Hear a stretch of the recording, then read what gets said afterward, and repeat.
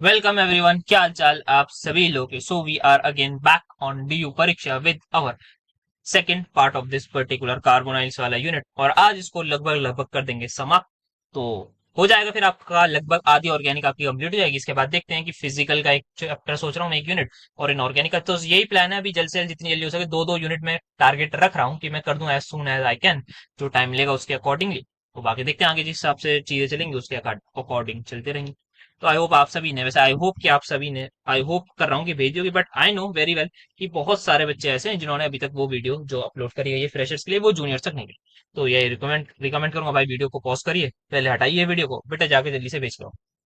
नहीं आ रहा है अभी, मतलब बिल्कुल भी बात नहीं माननी, मतलब सोच रखा है कि नहीं बात तो माननी नहीं बेटा, अब भी रुक जाओ। तो काफी लोगों ने आई होप कर दिया हो, तो यार थैंक यू आप सभी लोगों का। और आप ही उनकी मतलब बेसिकली मदद कर रहे हैं। उसमें क्या था, थोड़ा करियर से रिलेटेड ज्ञान वगैरह, करियर अपॉर्चुनिटीज, लिंक्डइन के बारे में कुछ बात करिए। ये काफी ज्यादा काम की चीज है, वो मेरी पर्सनल काफी ज्यादा उससे हेल्प हुई है, काफी अपॉर्चुनिटीज मुझे मिली है। जो ये काम ड्यू परीक्षा का सीखा है ना, रिकॉर्डिंग वाला, इससे पहले मैंने कहीं पर सॉर्ट ऑफ काम डाउट सॉल्विंग टाइप जहाँ पर वीडियोस बना के मैंने सीखा है कि किस तरीके से एग्जैक्टली करना है। तो पहले चीज सीखी, फिर अचानक प्रॉब्लम दिमाग में हुई, तो वो जो वहां से कुछ सीखा था जॉब करके या डाउट सॉल्विंग का काम करके, फ्रीलांस टाइप, उसको यहाँ पे अप्लाई करा। वरना पहले सेटअप वगैरह वहीं से सॉर्ट ऑफ मैंने उन्हीं जगहों से सीखा है। तो ये काफी ज्यादा फायदा हो जाता है, इसमें आप कुछ ना कुछ सीखने को जरूर मिलता है आप जब भी कहीं पर काम करो। तो ये मैं आपको भी रिकमेंड करूंगा, उसको देखिएगा। उसमें आपको एक ओवर भी मिलेगा। मैं ये नहीं कह रहा मैं आपकी नौकरी वोकरी लगा दूंगा भाई, वो तो आपकी स्किल्स पर ही डिपेंड करता है कि आपको किस हिसाब से, क्या आपकी क्वालिफिकेशन वगैरह है, उन सभी पर वो डिपेंड करेगा कि आपका की क्या कॉम्पिटेंसी लेवल है। बट हाँ, एक ये है कि आपको थॉट, एक sort of path, trajectory type type देने की कोशिश मैंने करी, हल्का सा आपको समझ के पुश करने की कोशिश करी। एज अ कैटलिस्ट मैं कोशिश कर रहा था कि किसी की लाइफ में अगर आप एज अ कैटलिस्ट बन जाएं तो काफी अच्छा हो रहा था। तो वही मेरी कोशिश है, मेरी लाइफ में भी काफी लोग रहे हैं एज अ कैटलिस्ट, तो आपकी में भी मैं कोशिश कर रहा हूँ काफी टाइम से, सेमेस्टर वन से, बेसिकली सेमेस्टर वन के एग्जाम से लास्ट दिसंबर से। तो यार अपने जूनियर्स के लिए भी आप थोड़ा सा कैटलिस्ट का काम करने की कोशिश करिएगा। यही मैं आपको रिकमेंड करूंगा। जल्दी से जाकर अभी भी वीडियो भेज दीजिए, अगर ये सुनने के बाद भी आपने नहीं भेजी, थोड़ा सा आप भी देख लीजिए। बाकी आज की बात करें तो क्या होगा, इस चैप्टर को कर देंगे समाप्त। बढ़िया लेक्चर होने वाला है, 2.5 घंटे के आसपास लगभग ये भी रहेगा। देखिएगा, मजे से एंजॉय करिएगा, या शायद दो का होगा पता नहीं, देख लेंगे उसे। एंजॉय करिएगा, डाउट हो बिल्कुल पूछिएगा, और मिलते हैं फिर आपसे इसी लेक्चर में। स्टार्ट करते हैं डाइकमैन रिएक्शन। तो डाइकमैन रिएक्शन बेसिकली ये क्लेजन कंडेंसेशन का पार्ट है। और क्लेजन कंडेंसेशन जितना आई रिमेम्बर शायद आपके सिलेबस में मेंशन नहीं था कि क्या है कैसे है। सो मतलब वो इसलिए स्लाइड्स में भी नहीं है। तो बेसिकली हमें पता होना चाहिए सबसे पहले क्लेजन कंडेंसेशन में क्या होता है। सो जैसे कि हमने एल्डोल कंडेंसेशन पढ़ी है, सेम तरीके की क्लेजन कंडेंसेशन है, बट डिफरेंस इतना है, एल्डोल कंडेंसेशन एल्डिहाइड या कीटोन, ये आपकी एस्टर की होती है। कैसे मैं बताऊं उसका थोड़ा सा। ये मैंने ले लिया एक एस्टर, ये यहाँ पर CH3 है तो इसके पास अल्फा हाइड्रोजन होंगे। सेम पहले, उसमें पहले स्टेप में सेम वही काम कर दीजिए, हाइड्रोजन निकाल दीजिए, तो आपके पास ये बन जाएगा, एक न्यूक्लियोफाइल तैयार हो जाएगा। And we all know nucleophile कहां पर अटैक करेगा सर, वहीं पर जहां पर इलेक्ट्रॉन की कमी होगी ऑब्वियसली। तो इलेक्ट्रोफिलिक अटैक होगा, सो यहाँ पे डेल पॉजिटिव, यहाँ पर डेल नेगेटिव। न्यूक्लियोफाइल का अटैक होगा। अब इस अटैक के बाद ध्यान से समझिएगा, ये अटैक हुआ, बॉन्ड ऊपर की तरफ शिफ्ट हुई, ऊपर नेगेटिव चार्ज आएगा। जैसे ही बॉन्ड ऊपर शिफ्ट होगी वैसे इसका कम बैक होगा, और ऑब्वियसली इसको नहीं, इस बार इसको निकाल देगा। तो मैं यहाँ पे पहले दिखा देता हूँ एक बार, या पहली चीज है ना, तो मैं प्रॉपरली ही दिखा देता हूँ कि क्या हो रहा है। तो देखिए यहाँ पे मैं सबसे पहले इस वाले को बना दूं, ये यहाँ पर आएगा O नेगेटिव OCH3, ठीक। अब इस पर ये यहाँ पर देखिए, ये डबल बॉन्ड O, ये नेगेटिव चार्ज को बेसिकली, सबसे पहले मैं एक ही कार्बन को कम कर देता हूँ, तो मैं उसको पहले पूरा करूँ। ये डबल बॉन्ड हो OCH3, ठीक है। ये OCH3 एज इट इज है, तो एट द एंड यहाँ पर ये वापस आएगा और ये बाहर चला जाएगा। एंड वील सी सिंपली हमारे पास ये प्रोडक्ट, ये आ गया। देखिए इस पर ये बाहर चला गया, 2 3 4 चौथे पर, 1 2 3 4, हाँ। ये आप सभी की आंखों के सामने प्रोडक्ट बन जाएगा, ठीक है। सो क्या है ये, बेसिकली जो भी है इससे हमें क्या लेना देना फिलहाल के लिए। तो एक बार मैं चेक कर लूं मैंने प्रोडक्ट एकदम सही बनाया है ना, कुछ एक आध कार्बन कम बढ़ती तो नहीं कर दिया कहीं पर। सो यहाँ पर देखूंगा मैं, ये OCH3 इधर अटैक, ठीक है। ये इससे ज्वाइंट है, तो ये डबल बॉन्ड के बराबर में एक कार्बन, देखो मैंने एक कार्बन वो कर दिया ना कम। मैंने 1 2 3 4 पे लगा था, बताते नहीं आप लोग, गलती जब करता हूँ ना तो बताते नहीं बिल्कुल ही। ये डबल बॉन्ड तो यहाँ आएगा, और ये OCH3, ठीक है। सो यहाँ पर हमारे पास ये बेसिकली बन गया है बीटा कीटो एस्टर भी इसको हम बोल सकते हैं, ये अल्फा कार्बन, इसके बराबर में बीटा कार्बन, बीटा पोजीशन पर क्या है कीटोन को, ठीक है। अब डाइकमैन रिएक्शन क्या है, जो मेन बात है हमारी, सर आपने क्लेजन तो बता दी, अब डाइकमैन क्या है, so this is simply intramolecular Claisen condensation. तो हमने एल्डोल की बात कर रखी है ना, इंट्रामोलिक्यूलर एल्डोल एक एग्जांपल में देखा था, उसके माइकल एडिशन के बाद रॉबिन्सन एन्यूलेशन में, बस वैसा ही सेम समझ लीजिए सर। रॉबिन्सन एन्यूलेशन में हमने ये पढ़ा था, या आप समझ लीजिए इंट्रामोलिक्यूलर एल्डोल में हमने ये पढ़ा था कि हमारे पास दो एल्डिहाइड या दो कार्बोनाइल ग्रुप इनसाइड या एक ही कंपाउंड में होने चाहिए। सेम यहाँ पर भी होगा कि यहाँ पर हमारे पास एक ही कंपाउंड में या एक ही मॉलिक्यूल में दो एस्टर ग्रुप्स होने चाहिए, जैसे कि एक आप सभी के सामने एग्जाम्पल में पेश करने जा रहा हूं। सॉरी, एक सेकेंड। हाँ, सो यहाँ पर मैं देखूं, ये दो तीन चार, ये ऊपर आया और ये उसी स्थिति, ठीक है। सबसे पहला स्टेप सभी को पता है, ओ एच नेगेटिव, ठीक है। मैं डायरेक्टली यहाँ से निकाल देता हूँ, यहाँ से निकालना चाहे यहाँ से कहीं भी निकाल दीजिए, और फिर डायरेक्टली अटैक यहाँ पर कर दीजिए। अब देखिए कितने मेंबर रिंग बनेगी, तो एक दो तीन चार पांच मेंबर, तो डायरेक्टली आई एम फॉर्मिंग पांच मेंबर की रिंग। तो पांच मेंबर रिंग बना ली, किसी को भी जो मन करे नंबर दीजिए, तो मैं इस वाले कार्बन को मान लेता हूँ 5। इस 5 पर क्या है, देखिए एक होगा ओ नेगेटिव और दूसरा क्या होगा ओईटी, सभी लोग अग्री करते हैं। 5 की एक साइड 4 है और एक साइड 1 आ गया होगा। 1 क्यों आया होगा, क्योंकि ऑब्वियसली भाई 1 अटैक कर रहा है ना 5 पे, तो ज्वाइन होंगे दोनों। अब 1 पर क्या है हमारे पास, ये लगा है। मानते हैं नहीं मानते सभी बात को, सर बिल्कुल मानते हैं, क्यों नहीं मानेंगे। बाकी 3 तो एज इट इज। अब क्या होगा, वही इसका कम होगा और इसको बाहर कर देंगे, ठीक है। और हमारा जो है वो प्रोडक्ट बन जाएगा। So this will be your product, ठीक है। ये सी एस यहाँ ईटी आएगा, सॉरी यहाँ पे मैंने, या नहीं सी एस आएगा ना यहाँ पे, तो ओ एम ई, ठीक है। सो ये हमारा फाइनल प्रोडक्ट हो जाएगा, जैसे कि हम देख सकते हैं ये। तो this is also I think, ये अल्फा कार्बन, ये बीटा, हाँ तो सेम है फिर, ये अल्फा ये बीटा, तो ये हमारा cyclic alpha beta, sorry cyclic beta keto ester बन गया। क्या ये सभी को क्लियर है? ये सर बहुत सिंपल सा है, क्लेजन कंडेंसेशन का ही इंट्रामोलिक्यूलर। तो इसी के साथ हमने दो रिएक्शन सीख ली, एक डाइकमैन और एक Claisen condensation. Next we have is comparative study of nucleophilic acyl substitution for acid chloride anhydride ester amide। तो ये सारे के सारे हमारे कार्बोक्सिलिक एसिड डेरिवेटिव्स हैं, इनकी हमें बातचीत यहाँ पर करनी है। तो थोड़ा सा आई थिंक इनका प्रिपरेशन वगैरह भी देख लेते हैं चाहें तो, देन इसके बाद आगे इनके बारे में कुछ बात कर लें।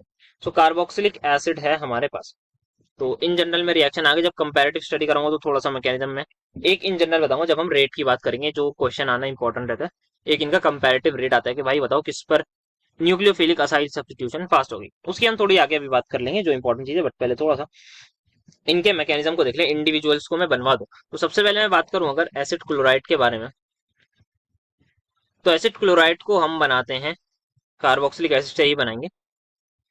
कोई भी कार्बोक्सिलिक एसिड ले लीजिए आप, जैसे कि मैंने ये ले लिया एसिटिक एसिड।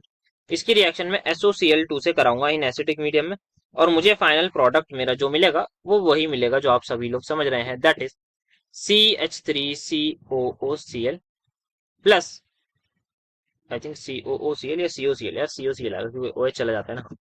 COCl प्लस आपका SO2 रिलीज होती है, साथ में HCl। इसका तुरंत से पहले मैकेनिज्म देख लेते हैं यहाँ पर। तो कोई भी एक कार्बोक्सिलिक एसिड है, जैसे कि मेरे पास RCOOH, इसकी रिएक्शन हम किससे करा रहे हैं सर, SOCl2 से करा रहे हैं। क्या आपको इसका स्ट्रक्चर पता है? यस सर पता है। मुझे बताइए क्या सल्फर के पास लोन पेयर है? यस सर बिल्कुल है। छह इसके पास 6 इलेक्ट्रॉन्स होते हैं ना। क्या इसके पास वेकेंट ऑर्बिटल भी है? The answer is straight yes. ये यहाँ पर आएगा, यहाँ पर अटैक कर दिया जाएगा। उसके बाद जस्ट बात क्या होगा, ये ऊपर की तरफ शिफ्ट होगा बॉन्ड, फिर इस बॉन्ड का कमबैक होगा, इसको लात मार के बाहर। So it will be something like this, R O यहाँ आ गया, S double bond O Cl and here I have this. सब कुछ ठीक है? यस सर बिल्कुल सब कुछ ठीक है, और कुछ अलग तो नहीं सर। अच्छा एक चीज, हाँ यहाँ पे डबल बॉन्ड और यहाँ पे पॉजिटिव चार्ज। देन क्या होगा, ये जो Cl नेगेटिव निकला था ये अपना कमबैक करेगा। अब देखो भाई आपने मुझे मौका दिया, मैं यहाँ पे अटैक कराऊंगा, ये इधर शिफ्ट कर देगा, ठीक है जी। तो यहाँ पे मैं जल्दी से बनाऊँ R, ये OSOCl, और यहाँ आ चुका है OH, और यहाँ पे Cl का कमबैक जैसे कि वी ऑल नो हो चुका है। देन एट दी एंड यहाँ पर क्या होगा, ये आपका ये बॉन्ड यहाँ शिफ्ट हो जाएगी और इसको हम बाहर बेघर कर देंगे, और फिर क्या होगा, फिर फाइनली प्रोडक्ट देख लीजिए जो भी बनेगा। सो और आई थिंक एक सेकंड थोड़ा सा कुछ वो तो नहीं हुआ, बॉन्ड मैं बॉन्ड ब्रेकिंग देख लूँ। यहाँ पर ये बॉन्ड इस साइड आ गई आई थिंक, हाँ ठीक है। नहीं नहीं, मैं थोड़ा सा मोर अप्रोप्रिएट करूँ तो something will be like this, जो अगर मैं ताकि प्रोडक्ट में भी आपको फिर समझ में आ जाएगा ना। यहाँ से जो एच है वो एज अ एच प्लस चला जाएगा, वो एच प्लस की तरफ निकल जाएगा। ये बॉन्ड यहाँ शिफ्ट होगी, देन ध्यान से देखिएगा, ये बॉन्ड यहाँ शिफ्ट हो जाएगी क्योंकि ये ग्रुप लीव कर जाएगा, और यहाँ से सीएल भी छोड़ देगा। तो बचेगा क्या, देखिए आर। वैसे इसका mechanism not that much important, यहाँ पे आएगा ये डबल बॉन्ड जो है मैं इस वाले को बना रहा हूँ, सीएल आएगा, SO2 निकल गई साथ में सीएल, खत्म। बाकी इसका मैकेनिज्म कोई खास इंपॉर्टेंट नहीं है, इसलिए मैं डिटेल में ज्यादा समझा भी नहीं रहा, क्योंकि वैसे ऐसे ही कराने के लिए करा रहे हैं। PCl5 से भी सेम सिमिलर आपको मैकेनिज्म देखने को मिलता है। नेक्स्ट बात करें अगर हम एसिड एनहाइड्राइड की, तो एसिड एनहाइड्राइड हम बनाते हैं किससे सर? एसिड एनहाइड हम बनाते हैं दो, या तो दो कार्बोक्सिलिक एसिड ले लीजिए, या फिर एक कार्बोक्सिलिक एसिड एक एसिड क्लोराइड ले लीजिए। मैं दोनों कार्बोक्सिलिक एसिड से आपको सिखा देता हूँ। So in the very first step, यहाँ पर इस केस में सबसे पहले हमें करानी होती है, यहाँ पे हम एसिड, याद रखिएगा एसिड या कोई डिहाइड्रेटिंग एजेंट जरूर लेते हैं, तो H प्लस का होना इज मैंडेटरी। सबसे पहले प्रोटोनेशन होगी, तो सबसे पहले हम करा देते हैं प्रोटोनेशन किसकी, OH ग्रुप की, किसी भी एक OH ग्रुप की आप करा दीजिए प्रोटोनेशन। अब दूसरा ग्रुप जो है उसी चीज का फायदा उठाएगा।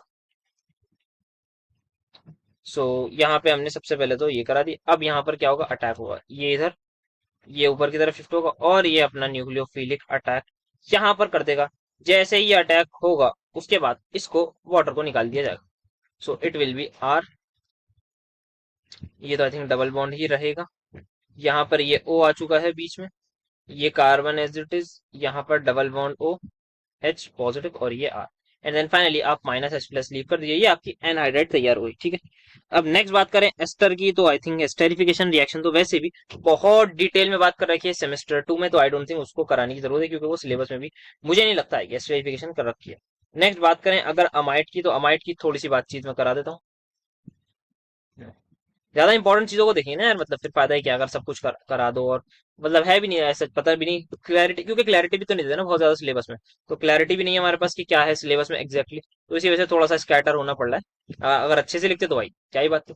अच्छा अच्छा, मैं कैसे कह रहा हूँ कि क्लैरिटी नहीं है, क्योंकि भाई कुछ कुछ चीज ऐसी हैं जो लिखी भी नहीं है, तो कुछ कुछ रिएक्शन वो कह देंगे भाई ये तो लॉजिकल चीज है आपको पता होना चाहिए, और वो सिलेबस में लिखी हुई नहीं, वो कह देंगे इसमें से आ सकता है ये भाई, जब हमने न्यूक्लियर असाइल डेरिवेटिव ये सारी चीजें लिख दी हैं, तब आपको ये तो पता होना चाहिए था ना, तो इसी वजह से समथिंग में उस कोई वो वैसी सिनेरियो ना बने, इसी वजह से I am just trying to do this. फिलहाल बात करते हैं अपने टॉपिक की।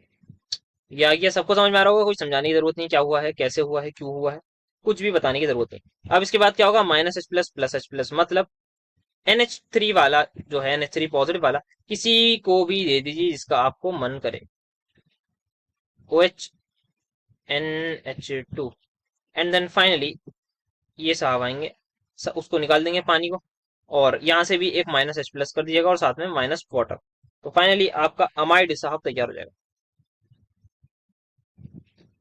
तो ये यहाँ पर हमने इनकी प्रिपरेशन की बात कर ली है, ठीक है। अब इसके बाद जो बात करनी है वो बात करनी है रिएक्टिविटी ऑर्डर की। सो रिएक्टिविटी ऑर्डर के लिए मैं पहले थोड़ा सा इन जनरलाइज करता हूँ चीजों का। सो यहाँ पर क्या हो रहा है, आर है, सी है, डबल बॉन्ड है, ये किसकी बात कर रहा हूँ मैं, कार्बोक्सिलिक एसिड डेरिवेटिव की सॉरी। तो यहाँ पे या तो Cl लगाऊंगा या NH2 लगा दूं, अगर अमाइड है तो, हाँ अमाइड है तो NH2 लगा दो, वो लगा तो वो, या तो OR लगा दूं, एस्टर बन जाएगा, या फिर एनहाइड्राइड लगा दूं, COR, ठीक है। यही सारी चीजें करने, तो मैं इन चारों को जनरलाइज करके लिख रहा हूँ कि कोई भी एक L लगा दिया, L stand for nucleo sorry leaving group, ठीक है। अब क्योंकि हम क्या बात कर रहे हैं, न्यूक्लियोफिलिक असाइल सब्स्टिट्यूशन की, किसकी बात कर रहे हैं, न्यूक्लियोफिलिक की। बेटा हेडिंग देख लेना यहाँ पे, comparative study nucleophilic acyl substitution for acid chloride anhydride disease, ठीक है। तो सभी के लिए एक ही सॉर्ट ऑफ एक मैकेनिज्म फॉलो होगा, न्यूक्लियोफाइल आएगा, ठीक है, अटैक करेगा, ऑब्वियसली यहाँ पर डेल क्या है, पॉजिटिव, डेल नेगेटिव, ये बॉन्ड ऊपर की तरफ शिफ्ट हो जाएगी। यहाँ पे आपके सामने एक टेट्राहेड्रल टाइप इंटरमीडिएट बन जाएगा, L एज इट इज, और ये nucleophile. In the very next step इसका कमबैक होगा, और इसको लात मार के बाहर कर दिया जाएगा, लीविंग ग्रुप को निकाल दिया जाएगा। ये कहानी होगी, ठीक है, आपको समझ में आई होगी क्या हुआ है। तो L क्या हो सकता है, Cl वगैरह। अब हमें बात करनी है किस केस में जो है वो रेट ज्यादा होगा न्यूक्लियोफिलिक सब्स्टिट्यूशन, या फिर इसको अगर मैं मोर प्रिसाइजली बोलूं, ये हो रहा है nucleophilic addition followed by substitution. पहले क्या हो रहा है, न्यूक्लियोफाइल ऐड हो रहा है, सॉरी गलत बोल दिया, nucleophilic addition followed by elimination. पहले न्यूक्लियोफाइल ऐड हो रहा है, फिर लीविंग ग्रुप को हम एलिमिनेट कर रहे हैं। समझ में आ गया क्या बोला? और इससे रिलेटेड हमने अपनी बात करी रखी है सेमेस्टर 2 में, जहां पे हमने एस एन ई ए नाम के मैकेनिज्म पढ़े थे। वो nucleophilic substitution followed by elimination addition, ये सारी रिएक्शन हमने देखी रखी है उसमें, बेंजाइन मैकेनिज्म वगैरह, इन सारी चीजों की बात कर रखी है। सो यहाँ पे अब कहानी को समझिएगा क्या हो। दो तीन चीजें यहाँ पर जो अटैक हो रहा है न्यूक्लियोफाइल का, किस पर हो रहा है, डेल पॉजिटिव पे। मुझे बताइए अटैक कब अच्छा होगा, कब स्ट्रांग होगा, कब बढ़िया होगा, जब डेल पॉजिटिव ज्यादा या डेल पॉजिटिव कम? सर जब हमारा डेल पॉजिटिव ज्यादा होगा तो अटैक बढ़िया होगा। इसका मतलब मुझे सोच के बताइए, अगर मुझे यहाँ पर पॉजिटिव चार्ज बढ़ाना है तो मैं क्या करूं इस लीविंग ग्रुप के साथ? सर इस लीविंग ग्रुप का आप इंडक्टिव इफेक्ट बढ़ा दीजिए -I वाला, या फिर इसमें आप -R शो कर दीजिए। कहने का मतलब यह है सर हमारा, आप इसको स्ट्रॉन्ग इलेक्ट्रॉन विड्रॉइंग ग्रुप बना दीजिए। अगर मेरा L strong electron withdrawing group होगा तो बढ़िया मजा आ जाएगा भाई। वो कहेगा आओ मैं इलेक्ट्रॉन को खींच रहा हूँ, डेल पॉजिटिव को बढ़ा रहा हूँ। लॉजिकली ये बात सही है, ठीक है। दूसरी चीज क्या होगी, जितनी जल्दी मेरा ये लीविंग ग्रुप बाहर निकल जाए, मतलब एल जितना अच्छा लीविंग ग्रुप होगा उतनी जल्दी मेरी ये रिएक्शन होगी। दो चीजें यहाँ पर, एक के खतरनाक इलेक्ट्रॉन विड्रॉइंग नेचर, दूसरा कितना बढ़िया लीविंग ग्रुप है। तो यहाँ पे आप इसको समझाने के लिए भी आता है कि क्या किस तरीके से करें। तो आप बताइए, आर इफेक्ट से बता दीजिए या इलेक्ट्रॉन विड्रॉइंग नेचर से, किसी से भी आप बता सकते हैं। वैसे कोई कोई कुछ कुछ जगह पे -I को अलग दिखाया जाता है, +R को या आर इफेक्ट को अलग दिखाया जाता है, तो आप किसी से भी दिखा सकते हैं। तो सबसे पहले मैं आई इफेक्ट से समझा देता हूँ कि जिसका इंडक्टिव इफेक्ट -I वाला ज्यादा। तो इंडक्टिव इफेक्ट की बात करूं, अगर आपको ऑर्डर याद है तो अच्छी बात है, अदरवाइज नहीं याद तो कोई बात नहीं। तो फ्लो फादर कलेक्टर बेटा, हाँ यहाँ पे ये कुछ ऐसा ऑर्डर होता है इसका। आई होप ये आपने क्लास 11th में तो याद करा होगा, बाकी हमारे वैसे जरूरत नहीं पड़ती ग्रेजुएशन में, अभी तक तो मुझे नहीं याद, जहां पे मुझे जरूरत पड़ी होगी। ये कुछ मेरा ऑर्डर है इंडक्टिव इफेक्ट का।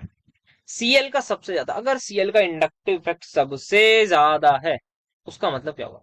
सर उसका मतलब ये होगा, अगर सीएल का इंडक्टिव इफेक्ट सबसे ज्यादा है ना, तो सबसे ज्यादा इलेक्ट्रॉन को अपनी तरफ खींचेगा।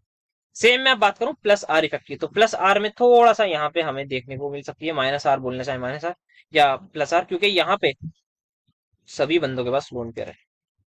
तो इतना क्लियर है, -I से तो खींचेंगे बट +R से डोनेट करेंगे। नाउ द पॉइंट इज, कौन अच्छा डोनेट कर रहा है, कौन ज्यादा डोनेट कर रहा है, उस पर डिपेंड रहेगा। तो आप फिलहाल के लिए सिर्फ इंडक्टिव इफेक्ट का ऑर्डर लिख दीजिएगा, +R वाले पर मत जाइए, क्योंकि सभी का +R कहीं ना कहीं शो हो रहा है। So we will write -I effect यहाँ पे शो हो रहा है, electron withdrawing group, electron withdrawing का ये, इलेक्ट्रॉन विड्रॉल का ये order. Next thing we will explain about the leaving group ability, कौन बढ़िया लिविंग ग्रुप है। इसको बताने के दो तीन तरीके होते हैं। एक आप देख लीजिए, जो भी आपका एनआईएन, जो भी आपका लिविंग ग्रुप है, मतलब एल नेगेटिव जो भी यहां से निकलेगा, एल नेगेटिव निकलेगा, जैसे कि Cl negative, RCO negative, RO negative, NH2 negative, इनको मैं लिख देता हूँ। ये जाएगा RCO negative, then RO negative, then NH2 negative.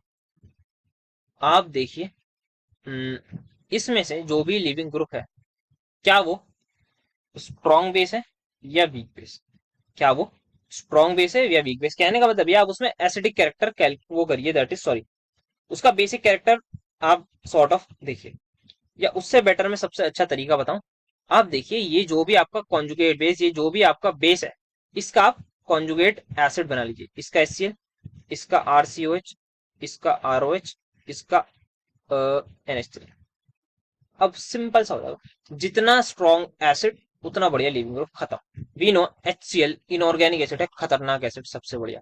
RCOH obviously carboxylic acid है, is stronger than alcohol, and amine is generally a base, तो अल्कोहल इज स्ट्रॉन्गर एसिड। तो ये आपकी एसिडिक स्ट्रेंथ की ऑर्डर हो गई, साथ साथ आपकी लिविंग ग्रुप एबिलिटी भी यहीं से आपके आई होप समझ में आ गई होगी, ठीक है। तो ये हमारी लिविंग ग्रुप एबिलिटी भी यहाँ पर हो गई। Now that is our last thing, जो अब हमें बात करनी है कि ओवरऑल रेट क्या होगा। सो अब हम बात करें तो ये दो इफेक्ट्स आपको समझाने, लिख के समझा दीजिएगा, बता दीजिएगा कि आप एक तो ये समझा सकते हैं कि भाई Cl नेगेटिव बढ़िया लिविंग ग्रुप क्यों है, क्योंकि इलेक्ट्रोनेगेटिविटी काफी ज्यादा है क्लोरीन की, इस तरीके से समझा सकते हैं। या फिर साइज ऑफ क्लोरीन काफी बड़ा है, यहाँ पे आप सब में देखिए ऑक्सीजन पर नेगेटिव, नाइट्रोजन पर नेगेटिव, इसमें क्लोरीन पर नेगेटिव चार्ज। तो क्लोरीन का साइज ऑक्सीजन और नाइट्रोजन से काफी बड़ा है। आपको याद होगा, आई होप, एफ नेगेटिव और सीएल नेगेटिव की जब हम बात करते थे तो अब कहते थे HCl स्ट्रॉन्ग एसिड है। क्यों है? क्योंकि HCl बॉन्ड जो है वो वीक होता है, फिर Cl नेगेटिव जो है वो बड़ा है साइज में, उस पर चार्ज अच्छे से डिस्पर्स हो सकता है। तो आप इस तरीके से बता सकते हैं कि जो Cl नेगेटिव है वो एक वीक बेस है एज कम्पेयर टू बाकी लोग। तो अगर वीक बेस होता है तो उसी का कॉन्जुगेट एसिड काफी ज्यादा स्ट्रॉन्ग होता है। ये हमने आई थिंक एसिडिक स्ट्रेंथ में बात करी, नहीं करी तो मैं आपको यहीं पे बता। सो लिविंग ग्रुप एबिलिटी में यू विल से कि भाई Cl negative is a weak base है तो वो जल्दी इजीली लीव कर जाएगा। देन यहाँ आएगा, देन यहाँ आएगा, देन आई होप आपको समझ में आ रही होंगी चीजें जो भी यहाँ पर बोली जा रही है। नेक्स्ट, अब यहाँ पे मैं ओवरऑल ऑर्डर लिख दूं तो यहाँ पर जो भी सारे फैक्टर्स को जब हम कंबाइन करते हैं तो जितना आई रिमेम्बर, सबसे बढ़िया ये रेट, देन इसके बाद हमारा एसिड एनहाइड्राइड का रेट होता है, ये थी ना, देन इसके बाद RCOR that is ester, and then इसके बाद वी हैव RNH, RCONH2।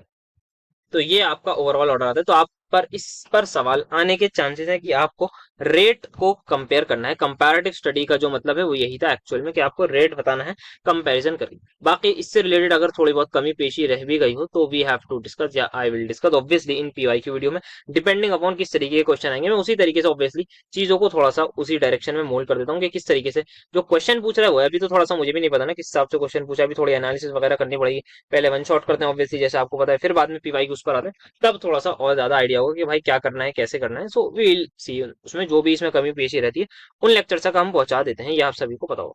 बाकी आई होप अभी तक आपको सारी चीजें समझ में आ रही होंगी। कार्बोक्सिलिक एसिड यहाँ पर हमारा चल ही रहा है, थोड़ा बहुत बचा है, उसको भी जल्दी से निपटाएंगे। बाकी आप लोग जरा सब्सक्राइब का बटन भी दबा दीजिए, चलिए मन कर रहा है तो। और फीडबैक जरूर दिया करिए वीडियोस में कि कैसे लग रही हैं, क्या लग रही हैं, और दुआ करिएगा कि आगे भी इसी चीज को कंटिन्यू रखें। जितना टाइम मिल रहा है उसके अकॉर्डिंग चीजों को अपलोड कर रहे हैं, रिकॉर्ड कर रहे हैं। बाकी आप लोगों का सजेशन हमेशा चाहिए ही रहता है।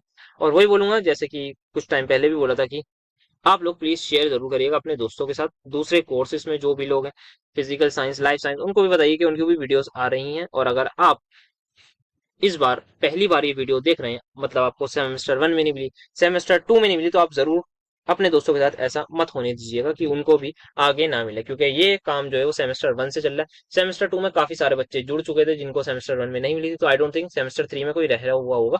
अगर कोई बच्चा ऐसा है जो फर्स्ट टाइम देख रहा है तो प्लीज एक बार कॉमेंट करके बता दीजिए, एंड ऑब्वियसली अपना कॉलेज भी लिख दीजिएगा, साथ में अपने दोस्तों को जरूर भेजिए ताकि वो जरूर इन वीडियो से फायदा उठा सके। The next thing is very very important, that is mechanism of acidic and alkaline hydrolysis of ester. I think ये आपके प्रैक्टिकल में भी इससे रिलेटेड और वाइवा में भी इससे रिलेटेड क्वेश्चन आ सकते हैं, तो उसके लिए भी तैयार रखिएगा। तो बात करते हैं वो क्या रहा है। सबसे पहले मैं एस्टर, आपको पता है क्या है? हाँ सर पता है, RCOR डैश। इसकी रिएक्शन या फिर बेसिकली इसकी हाइड्रोलिसिस करा रहे हैं या तो एसिडिक मीडियम में। तो अगर हम एसिडिक मीडियम में करते हैं तो रिएक्शन हमारी रिवर्सिबल होती है, मतलब बैकवर्ड डायरेक्शन में भी आ सकती है और मुझे कुछ ये प्रोडक्ट मिलेगा। मैकेनिज्म की ऑब्वियसली बात करेंगे, अगर यही काम मैं बेसिक मीडियम में करता हूं तब कहानी अलग होती है, रिएक्शन रिवर्सिबल नहीं होती। कार्बोक्सिलिक एसिड की जगह मुझे उसकी सॉल्ट मिलती है, साथ में ऑब्वियसली अल्कोहल मिलता है। तो यहाँ पे NaOH अगर लिया होगा तो Na, वरना फिर खाली आप कार्बोक्सिलेट आयन भी बना सकते हैं। अब यहीं पर आता है कि ऐसा क्यों हो रहा है, ये रिवर्सिबल क्यों है, और बेसिक मीडियम वाली रिएक्शन हमारी फास्ट भी होती है। इन बातों को हमें डिस्कस करना है और करते हैं, चलिए डिस्कस। तो यहाँ पर सबसे पहले लेता हूँ एसिडिक मीडियम वाला, आपको समझाता हूँ। ये इतना इंपॉर्टेंट नहीं है जितना आपका बेसिक वाला है, बस हाँ ध्यान रखिएगा मैकेनिज्म होगी सर। सबसे पहले H+, आ जाओ भाई, आप इधर ही आओ, यहीं आएंगे H+ साहब। ओ ये आ गया, ये OR डैश, ये आ चुका पॉजिटिव चार्ज। अब हमारा काम किसका है? पानी का काम। पानी क्या करेगा? वही अपना काम भाई, अटैक करेगा, सिंपल सा। पानी ने अटैक करा और क्या होगा, फिर हमारे पास एक टेट्राहेड्रल इंटरमीडिएट बन जाए, ये ऊपर आ गया। और यहाँ पर आई हैव OH2 पॉजिटिव, ठीक है। देन इसके बाद क्या करना है, इसके बाद हम जो है H पॉजिटिव यहाँ ट्रांसफर कर देते हैं। इसके बाद इन the very next step H positive यहाँ ट्रांसफर हो जाता है। सो it will be like this,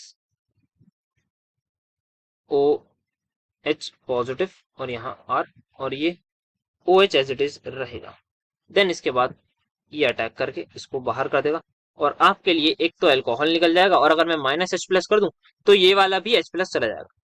तो it will become RCOOH, that is your carboxylic acid plus ROH, या R-OH, जो आप लिखना चाहें लिख लीजिएगा। मैंने R- लगाना मैं भूल गया, तो आप लगा लीजिएगा। ये यहाँ पर होता है। तो ये आपका मैकेनिज्म होगा। अब आप बेसिक मैकेनिज्म देखिए, बेसिक मीडियम में क्या होगा, मजा आ जाएगा आपको जो भी होगा। सोच के समझ के बताइए, क्या OH- जो हाइड्रोक्साइड आयन है, क्या वो एक न्यूक्लियोफाइल है या इलेक्ट्रोफाइल? सर ऑब्वियसली एक न्यूक्लियोफाइल है। क्या ये डायरेक्टली अटैक करेगा? सर बिल्कुल करेगा। दूसरी चीज सोचिए, क्या ये न्यूक्लियोफिलिक असाइल सब्स्टिट्यूशन वाली चीज तो नहीं आ रही? सर बात तो आप सही कह रहे हैं, ये कुछ ना कुछ हमें उसी जैसी लग रही है, तो लग नहीं रही बेटा, ये वही है एग्जैक्टली exactly। तो you know the mechanism for this. अच्छा सर ठीक है। तो यहाँ पर ये हुआ, इसके बाद क्या होगा बस सर? सर ये आएगा, इसको निकाल देगा, लीविंग ग्रुप बढ़िया आपका लीव हो जाएगा। बहुत सही बेटा। तो ये आपका क्या बन गया, RCOOH प्लस RO-, क्योंकि बेसिक मीडियम है, क्योंकि बेसिक मीडियम है तो ये H+ लूज कर देगा और ये अल्कोहल पकड़ लेगा। तो ये बन गया RCO- प्लस ROH। अब क्वेश्चन आता है कि भाई ये रिवर्सिबल क्यों नहीं है, ऊपर वाले रिवर्सिबल क्यों थे? जरा इसका स्ट्रक्चर तो बनाइए। क्या इसमें रेजोनेंस दिख रही है? सर दिख रही है। सर रेजोनेंस तो उसमें भी बिल्कुल है, आप सही बात बोल रहे हैं, इसमें भी है और कार्बोक्सिलिक एसिड में भी है। बट इसमें जो रेजोनेंस है उसको हम बोलते हैं इक्विवेलेंट रेजोनेटिंग स्ट्रक्चर। मतलब भाई जैसा पहला स्ट्रक्चर है एग्जैक्टली उसका कॉपी पेस्ट सेकंड वाला भी। सो this is your equivalent resonance. इसकी क्वालिटी बहुत प्यारी होती है। मतलब क्वालिटी की बात करें ना, आप आप नॉन इक्विवेलेंट 3-4 रेजोनेटिंग स्ट्रक्चर ले आइए, आप 2 इक्विवेलेंट रेजोनेटिंग स्ट्रक्चर ले आइए, भाई क्वालिटी इक्विवेलेंट की होगी। जनरली हम मानते हैं कि इनकी स्टेबिलिटी ज्यादा होगी एज कम्पेयर टू अगर मैं कोई नॉन इक्विवेलेंट ले आऊं। यहाँ पर आप देखेंगे ऑब्वियसली कार्बोक्सिलिक एसिड में रेजोनेंस प्रेजेंट है, बट ये आपकी नॉन इक्विवेलेंट स्ट्रक्चर बना रहा है। दैट्स व्हाई हम बोलते हैं, क्योंकि भाई कार्बोक्सिलेट आयन यहाँ पर बनता है। क्या बनता है यहाँ पर? कार्बोक्सिलेट आयन या कार्बोक्सिलिक एसिड की सॉल्ट, कुछ भी आप बोल सकते हैं, due to the formation of carboxylate ion which is resonance stabilized. And resonance stabilized कैसे?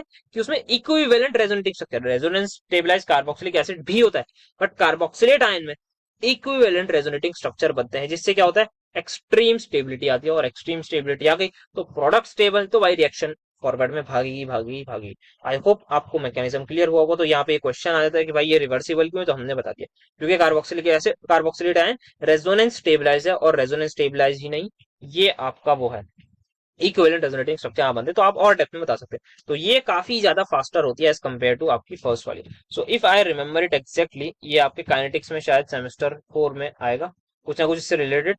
तो यहाँ पर ये आपकी सेकेंड ऑर्डर रिएक्शन होती है, जितना मुझे याद आ रहा है। This is your second order reaction. Acidic medium वाली जो हाइड्रोलिसिस है that is your first order reaction, जितना मुझे याद आ रहा है। बाकी पता नहीं यार, थोड़ा बहुत तो भूल याद है, टाइम के साथ साथ ये तो होता ही है, क्योंकि अभी थोड़ा काफी टाइम हो गया पड़े हुए, तो इसलिए भूल गया। बट हाँ, ये ध्यान रखिएगा, this is your, I think yes, शायद ये सूडो फर्स्ट ऑर्डर होती है शायद, आई थिंक। हाँ, पानी एक्सेस में लेते हैं ना, ठीक।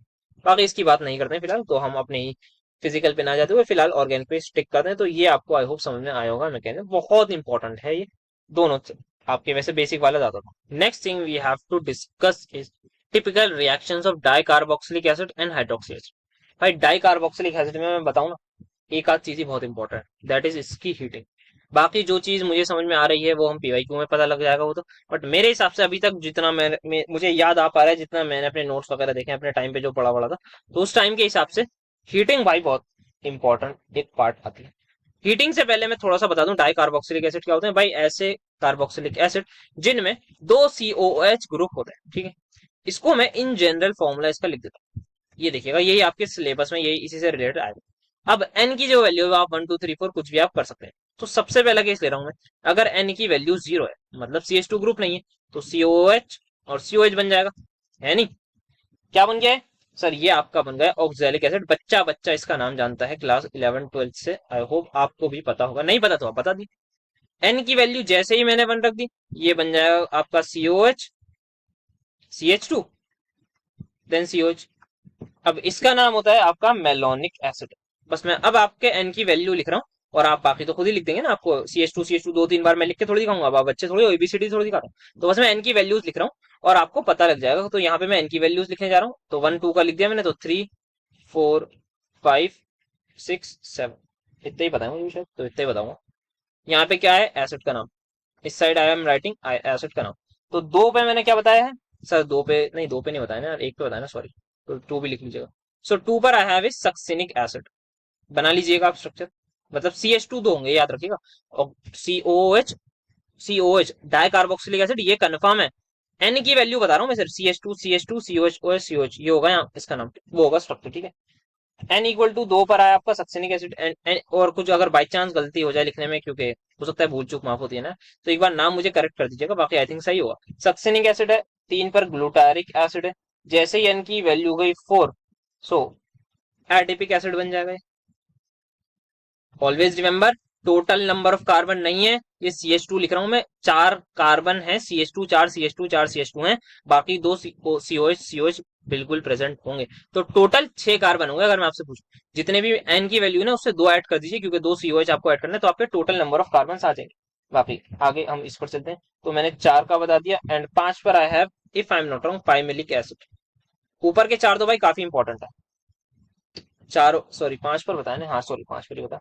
6 पर आया है स्यूबेरिक एसिड, 6 तक ही वैसे इंपॉर्टेंट है, बट 7 का ऐसे लिखता हूँ, दिस इज योर एजिलाइक एसिड। आप जो है वो शुरू के 5 तक तो याद कर ही लीजिएगा, वैसे सक्सिनिक ग्लूटारिक एडिपिक ये तो इंपॉर्टेंट बहुत ज्यादा है, देन ये भी आपको कहीं ना कहीं टकराया जा सकता है। अब जो इसमें इंपॉर्टेंट पार्ट है, दैट इज योर हीटिंग वाला पार्ट, क्या आपको इनकी जो आप हीटिंग करते हैं उसमें क्या होता है। सो डाई कार्बोक्सिलिक में जो मोस्ट इंपॉर्टेंट चीज मैं बोलूंगा, that is your heating. And if I am not wrong, heating of या तो डाई कार्बोक्सिलिक एसिड या आपके जो अल्फा हाइड्रोक्सी एसिड है, उनसे सवाल बनने के बहुत ज्यादा चांस है। आई थिंक समझ लिया, आपको सवाल मिलेगा मिलेगा। हीटिंग ऑफ डाइकार्बोक्सिलिक एसिड, भाई सिंपल सा, जो एन की वैल्यूज दिखाइए, मुझे बताओ, अगर एन इक्वल टू 2 होगा, सॉरी एन इक्वल टू 0, तो क्या बन रहा है, तो ऑक्सैलिक एसिड। उस केस में आप क्या करिए, सारी गैसेस निकाल दीजिए, ऑल गैसेस। सर मतलब क्या करना बेटा, समझाऊंगा ना अभी। अगर आपके पास एन इक्वल टू 1 है, तो आपको एक CO2 निकालना है। अच्छा सर, अगर आपके पास एन इक्वल टू 2 या एन इक्वल टू 3 है, तब आप सिर्फ पानी निकालिए। सर क्या कह रहे हैं आप बेटा, बताऊंगा ना, क्यों परेशान हो रहे हैं। एन इक्वल टू 4 5 6 है, तब आप पानी निकालिए और साथ में CO2। अब एक चीज मैं आपको बता दूं, अगर मेरे पास एक ही कार्बन है, मैंने आई थिंक ये बात उसमें भी बताई थी ना, जब हम एल्डोल वगैरह उसके बाद वाली रिएक्शन हमने पढ़ी थी पर्किंस वगैरह की, एक कार्बन है, इस कार्बन पर अगर 2 COH ग्रुप हैं, तो क्या होता है, और मैं हीट कर दूं तो CO2 निकल जाती है, वही चीज होगी, तो आपके सामने ये बन जाएगा CH2COH। ये करना है। अब मैं समझाता हूँ आपको, तो सबसे पहले एन इक्वल टू 0 वाला मैं केस आपके सामने ले लेता हूँ, दैट इज ऑक्सैलिक एसिड। तो ऑक्सैलिक एसिड में कहने का मेरा ये मतलब है कि आप सारी गैसेस निकाल दीजिए। सारी गैसेस में मतलब क्या है सर, एक सबसे पहले CO2 निकाली, आपने CO2 निकाल दिया, दूसरा आप H2O गैस निकाली, और तीसरा कार्बन मोनोऑक्साइड ही बची होगी। आप याद रखिए, H2O CO2 carbon monoxide. I hope समझ में आएगा क्या हुआ इसकी हीटिंग में। मैकेनिज्म मैकेनिज्म मैं करा नहीं रहा, क्योंकि इसका इंपॉर्टेंट भी नहीं है। अगर मुझे PYQ में लगेगा इंपॉर्टेंट है तो करा दूंगा, अदरवाइज इसका कोई मैकेनिज्म इंपॉर्टेंट नहीं है, और आई डोंट थिंक कराते भी हैं लोग इसका, या सिलेबस में भी है। देख रहे हैं ना आप, कैसे टिपिकल रिएक्शन बोला कि अब इस रिएक्शन में क्या मैं करा रहा हूँ, हीटिंग करा रहा हूँ बैठ के। तो समझ लीजिए आपके रिएक्शन कितना थोड़ा डिफिकल्ट हो जाता है सिलेबस भी प्रेडिक्ट करना, कि क्या कराया जाए क्या नहीं कराया जाए। मुझे भी और बाकी प्रोफेसर्स को भी होता ही होगा, सबके साथ ये प्रॉब्लम है। तो इसी वजह से मैं आपसे पूछता रहता हूँ कि आपके प्रोफेसर ने क्या कराया, वो मुझे बताइए थोड़ा सा, क्या मैं मेरा रह गया या क्या मैंने एक्स्ट्रा भी बता दिया, वो भी बता दिया करिए कि हाँ ये थोड़ा आप ज्यादा ही बता रहे हो, तो थोड़ा कम बताओ। ये सारी चीजें आप बताते रहेंगे, तो तभी मुझे भी थोड़ी सी गाइडेंस मिलती रहेगी, तो और आपको भी मैं करता रहता हूँ। तो यहाँ पर सबसे पहले एन इक्वल टू 0 की बात हो गई, एन इक्वल टू 1 की बात हो गई। बातों बातों में मैंने 2 बातें कर दी, यहाँ पे समझ में आई बात, सर आ गई, ठीक है। अब एन इक्वल टू 2 और 3 की बात करें, तो एन इक्वल टू 2 में मैं जैसे ही आया, तो वो क्या है सर, उसका नाम होता है आपका सक्सिनिक एसिड। तो ध्यान से देखिएगा, अब यहाँ से थोड़ा सा कहानी को करिएगा समझने की कोशिश। CH2OH CH2COH, जरा इसको ओपन करके बना दूंगा तो मुझे भी अच्छा लगेगा, आपको भी अच्छा लगेगा समझने में। ठीक है सर, बना दिया अगर आप ऐसा बोलेंगे। मैंने इसके लिए क्या लिखा है, एन इक्वल टू 2 के लिए या 3 के लिए पानी निकाल दो, तो बस पानी निकाल दो। पानी क्या होता है सर, H2O होता है, बिल्कुल भाई, यस क्या बात बताते हैं आपने, तो मतलब मजा आ गया, बात हो तो ऐसी हो। H2O निकाल दीजिए, क्या बनेगा, देखते रहिए, CH2CO एज इट इज, ये एज इट इज, ये ऑक्सीजन OH चला गया, इसकी वैलेंसी फ्री है, ये H चला गया, इसकी वैलेंसी फ्री है, तो ज्वाइन कर दिया, खत्म। So this is your ester, yes you heard it correct, और आपको सही दिख रहा है, ये आपका एस्टर, यार गलत बोल दिया, एनहाइड्राइड है। And this is your basically cyclic anhydride, this is your cyclic anhydride. I hope आप सभी को अच्छे से ये चीज समझ में आई होगी क्या हुआ है। This is your cyclic anhydride, ठीक है, क्लियर है सबको। 3 वाले के साथ भी ये होगा, बस 3 वाले में क्या है, आप यहाँ पे एक और CH3 ऐड करेंगे, है ना।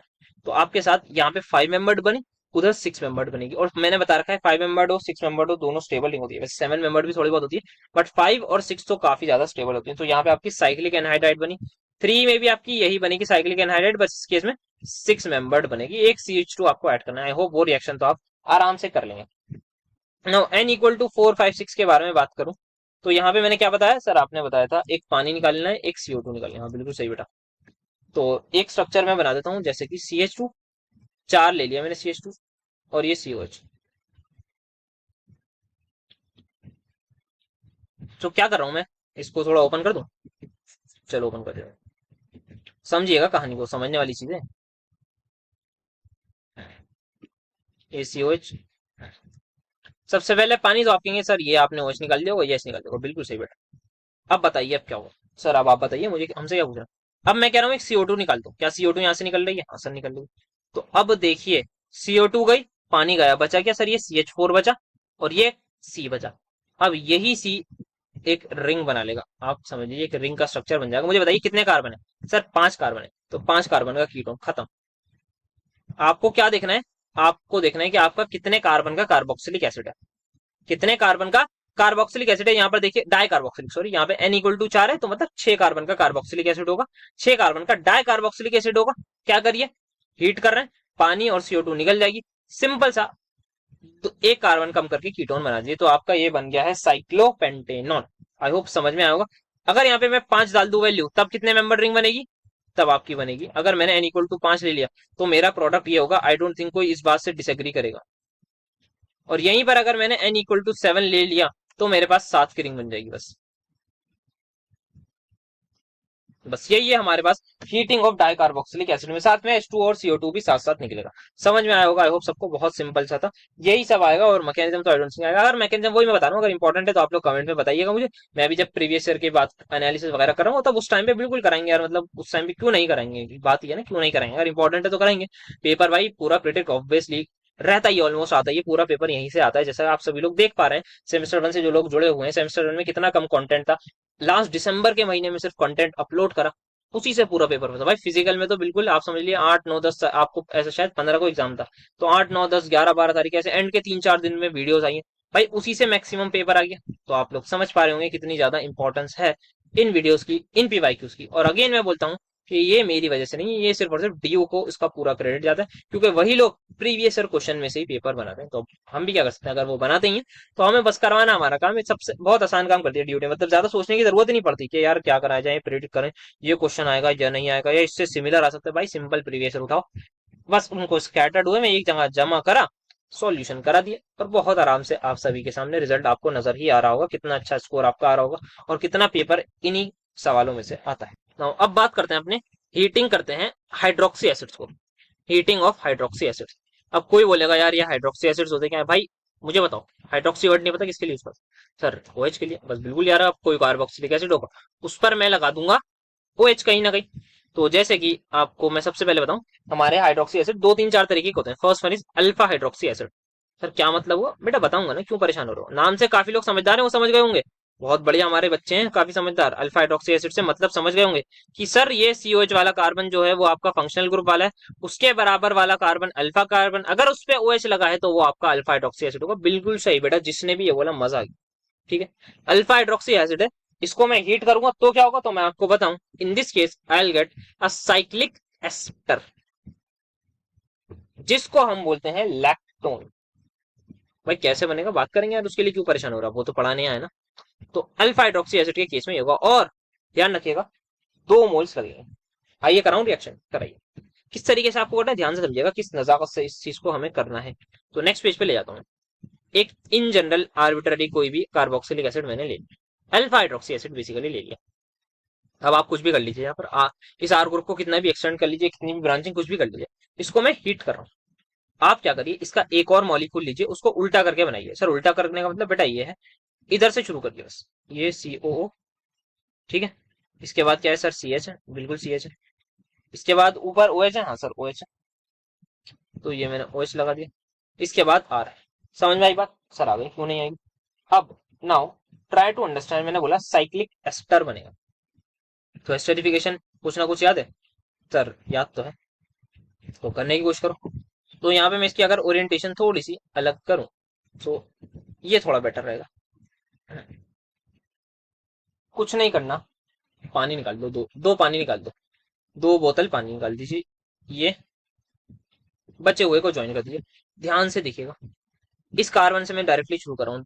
1 2 3 4 5 6 मेंबर रिंग बनेगी। देखिए ये CH है, हाँ सर है।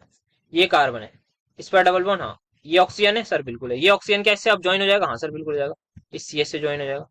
अब सर ये इस C पर डबल बॉन्ड हो, हाँ। इस पर ऑक्सीजन था, हाँ सर था। इसको इधर ज्वाइन कर लीजिए। अब यहाँ पे बचा हुआ R यहाँ लगा दीजिए, एक R लगा दिए, खत्म। आई होप आप सभी को मजा आया होगा किस तरीके से इसको आसानी से हमें कर रहा है। तो ये आपका साइक्लिक एसिड बने। क्या करा, एक मॉलिक्यूल लिखा, दूसरे को पलट के लिखा, 2 मॉलिक्यूल पानी के निकाल दिए, बस। ज्यादा कुछ नहीं करना। आई होप समझ में आया होगा सभी। यस सर, बिल्कुल अच्छे से समझ में आया होगा। तो अल्फा हाइड्रोक्सी एसिड में इतना ही हमारे लिए था। कोई भी अल्फा हाइड्रोक्सी आए तो कर दिए। अब बात करें बीटा की, तो अब मुझे नहीं लगता मुझे बीटा की डेफिनेशन समझाने की जरूरत है। नो सर, क्यों है? बिल्कुल आपको नहीं है। अल्फा अगर आपने बता दिया तो बीटा तो हमें आ गया ना। बिल्कुल बेटा, शाबाश। बीटा और भी आसान है। अच्छा जी सर, अल्फा से आसान? हाँ बेटा, अल्फा से आसान, तभी तो बोल रहा हूँ आसान। ये मेरा बीटा हाइड्रोक्सी एसिड है। क्या करेंगे सर? हीट करने को बोला है तो हीट ही करेंगे। मैंने इसको हीट कर दिया, क्या होगा सोच के बताइए। सर इसमें एस्टर बना है, क्या बना है, कुछ मत सोचिए।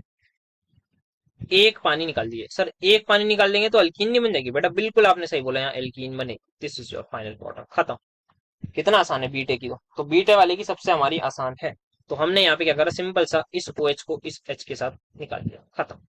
डबल बॉन्ड लगा दिया तो आपके सामने इस एसिड का, ये आपके सामने एक एसिड आ गया है। आई होप सभी को आसानी से समझ में आया होगा। नेक्स्ट क्या करें, गामा पे आते हैं। अल्फा हो गया, बीटा हो गया, गामा। गामा भी पता है ना, बताने की जरूरत नहीं। नो सर, बिल्कुल नहीं बतानी। इसको भी जनरलाइज कर दें सर, कर दीजिए। अल्फा ये आ गया अल्फा कार्बन, इसके बराबर में बीटा कार्बन, इसके बराबर में सर गामा कार्बन। अब इस केस में आप हीट कर रहे हैं, गामा के केस में आप हीट करेंगे, अगेन पानी निकलेगा। सर यहाँ भी डिहाइड्रेशन होगी? नहीं बेटा, देखो ना बीटा में जो है ना क्या हो रहा था, अगर मैं डिहाइड्रेशन कर रहा था तो आपकी आंखों के सामने रेजोनेंस दिख रही होगी। यहाँ दिख रही है रेजोनेंस? हाँ सर। तो ये रेजोनेंस स्टेबलाइज है। अगर मैंने यही काम यहाँ कर दिया ना, यहाँ मैंने डबल बॉन्ड लगा दिया, तो ये रेजोनेंस तो नहीं होगी। तो इतना यहाँ पे क्लैरिटी है कि हमें एल्कीन तो नहीं बनानी, मतलब हमें अनसेचुरेशन नहीं लानी। समझ में आई ना बात? लॉजिक समझ में आ रहा है थोड़ा थोड़ा? सर बिल्कुल आ रहा है, क्यों नहीं आएगा? आप समझाएंगे तो हाँ बेटा शाबाश, ऐसे ही बस ऐसे ही, यही सुनना चाह रहा था। तो सॉरी, मजाक करो। तो फिलहाल यहाँ पे आपको क्या समझाया मैंने कि आप डिहाइड्रेशन क्यों नहीं करेंगे। निकलेगा पानी ही, कैसे निकलेगा? साइक्लिक एस्टर बनेगा। आगे पिछले वाले को आप बोल सकते हैं 2 मॉलिक्यूल्स लग रहे थे तो साइक्लिक डायस्टर। इस वाले में सिंपल साइक्लिक एस्टर। देख लीजिए कितने एटम्स हैं, 1 2 3 4 कार्बन एटम्स है, 4 कार्बन एटम्स और एक ऑक्सीजन एटम। सिंपल सी 5 की रिंग बना। यहाँ पर ये डबल बॉन्ड हो, अगर मैं नंबरिंग करना चाहूँ तो कर दूं उसको, इससे कर दूं 1 2 3 4 5। 5 वाला 1 से जुड़ा है, 5 वाला 1 से जुड़ा है, 1 2 3 4, और 4 आ गया इट इज। 5 पर क्या लगा है, ये R। खत्म। आई होप आप सभी को मजा आया होगा किस तरीके से, किस आसानी के साथ हमने इसको कर लिया। कोई भी डिफिकल्टी मुझे नहीं लगता यार इस चीज में बिल्कुल होगी, मतलब किसी को नहीं होनी चाहिए। क्यों होगी मुझे खुद समझ नहीं आ रहा क्यों होगी। तो यहाँ पर मैंने ये बता दिया अल्फा। सेम काम आपका अल्फा हाइड्रोक्सियो, सॉरी गामा था, या डेल्टा हाइड्रोक्सियो, तब भी सेम होगा। डेल्टा मतलब बेटा एक कार्बन और पीछे ले जाइए, वहां पर भी आप जो है क्या करेंगे सर, वहां पे OH लगा होगा उसको भी बना देंगे। उस केस में 6 कार्बन बोल रहा हूँ, 6 मेंबर ड्रिंक बनेगी। इस केस में आपकी बनी है 5 मेंबर ड्रिंक, उस केस में आपकी बनेगी 6 member drink. So this is और अगेन लैक्टोन, इसको भी हम बोलते हैं। कहीं कहीं पे अल्फा लैक्टोन भी हो सकता है, आपको नजर आए। सो that is about heating. So I think यहाँ पे हमारा सारा हीटिंग वीटिंग का हो गया। आई डोंट थिंक कुछ बच रहा है, तो लेट मी जस्ट। तो अब जो है मैं 1 2 4 आपको थोड़े से एसिड्स के स्ट्रक्चर बता दूं, नाम वगैरह बता दूं, कभी वो काम आ जाए आपके। तो 2 4 5 नाम आप लिख लीजिए। जैसे कि एक ये लिखा मैंने CH2COH, ये आपको पता है ऑब्वियसली, अल्फा ही है क्योंकि बराबर में। सो this is your glycolic acid. Glycol आपको पता है ना क्या होता है, CH2CH2 is your ethylene glycol. तो आपने बस उसी का एसिड बना दिया तो ये आपका ग्लाइकोलिक एसिड बन गया। लैक्टिक एसिड इंपॉर्टेंट है, इसको याद रखिएगा। जब आप भाग दौड़ ज्यादा करते हैं तब आपकी ये टांगों में जो दर्द होता है वही इसी की वजह से होता है। इसी से आप पूछ लिएगा, तो आप इससे आज फाइनली मिल लिए। तो बाकी वैसे पढ़ा होगा आपने छोटी क्लास में, शायद स्ट्रक्चर ना पढ़ा हो मे बी, बट अब आपने देख लिया lactic acid. Then malic acid, ऐसे ही, हाँ malic acid, CHOH, CH2COH। So this is your, if I'm not wrong, malic acid. Tartaric, fumaric और सिट्रिक और बताने। तो टार्टरिक बता दूं तो टार्टरिक बहुत प्यारा है भाई। टार्टरिक किसमें होता है बताओ? टार्टरिक होता है, भूल गया यार, किसमें होता है टार्टरिक? ऑक्जेलिक तो आपका टमेटो में होता है ना? टार्टरिक, टार्टरिक इमली में होता है शायद। इमली पता है? पता हो गया तो टार्टरिक उसी में होता है, जितना मुझे याद आ रहा है, बाकी हो सकता है गलत भी हो। बायो काफी ज्यादा भूल गया अब तो मैं। COH, CH2, सी, यहाँ पे COH। क्या बनाने जा रहा हूँ? नींबू का एसिड। ये तो पता ही होगा यार, सबको सबको पता होता है। Citric acid. This is my citric acid. तो ये सारे के सारे मैं आपको हाइड्रोक्सी एसिड्स के स्ट्रक्चर बना रहा हूँ। एक और मुझे बताना है, that is my fumaric acid. वो भी आपका कहीं ना कहीं इंपॉर्टेंट है, क्योंकि आपसे पूछा जा सकता है आगे जब चीज आएंगी कि आप ये बताओ वो बताओ, तो उस हिसाब से हमें देखना है। तो मैलिक एसिड मैंने क्या बनाया है? मैलिक एसिड में मेरी थोड़ी सी मुझे स्पेलिंग में थोड़ी सी मुझे देखनी पड़ेगी। पहले मैं फ्यूमेरिक बना दूं फिर बात करते हैं। सो फ्यूमेरिक एसिड का स्ट्रक्चर कहाँ गया यार, मैंने बना रखा था। फ्यूमेरिक एसिड चलो बना ही देते हैं, याद तो है मुझे। CH, double bond CH, COH, COH। ये आपका बनाया है क्या मैंने? Fumaric acid. सर मतलब आपने ऐसा इसको क्यों बनाया है? सो बेसिकली यहाँ पे ये फ्यूमेरिक एसिड है सर, है वो तो आपने बता दिया ना, आगे बताइए। सो यहाँ पर ये मैंने इसलिए ऐसा बनाया है क्योंकि ये है ट्रांसफॉर्म इसकी, मतलब एल्कीन दिख रही है, इसके अबाउट GI एग्जिबिट कर रही है। तो यहाँ पर H और H ऐसे होते हैं। सो this is your fumaric acid. And यहाँ पर ये जो बनाया है इसमें मुझे लग रहा है मिस्टेक हो गई। मैलिक एसिड, इसकी स्पेलिंग में मुझसे थोड़ी सी मिस्टेक है, लेट मी जस्ट। तो this is my fumaric acid.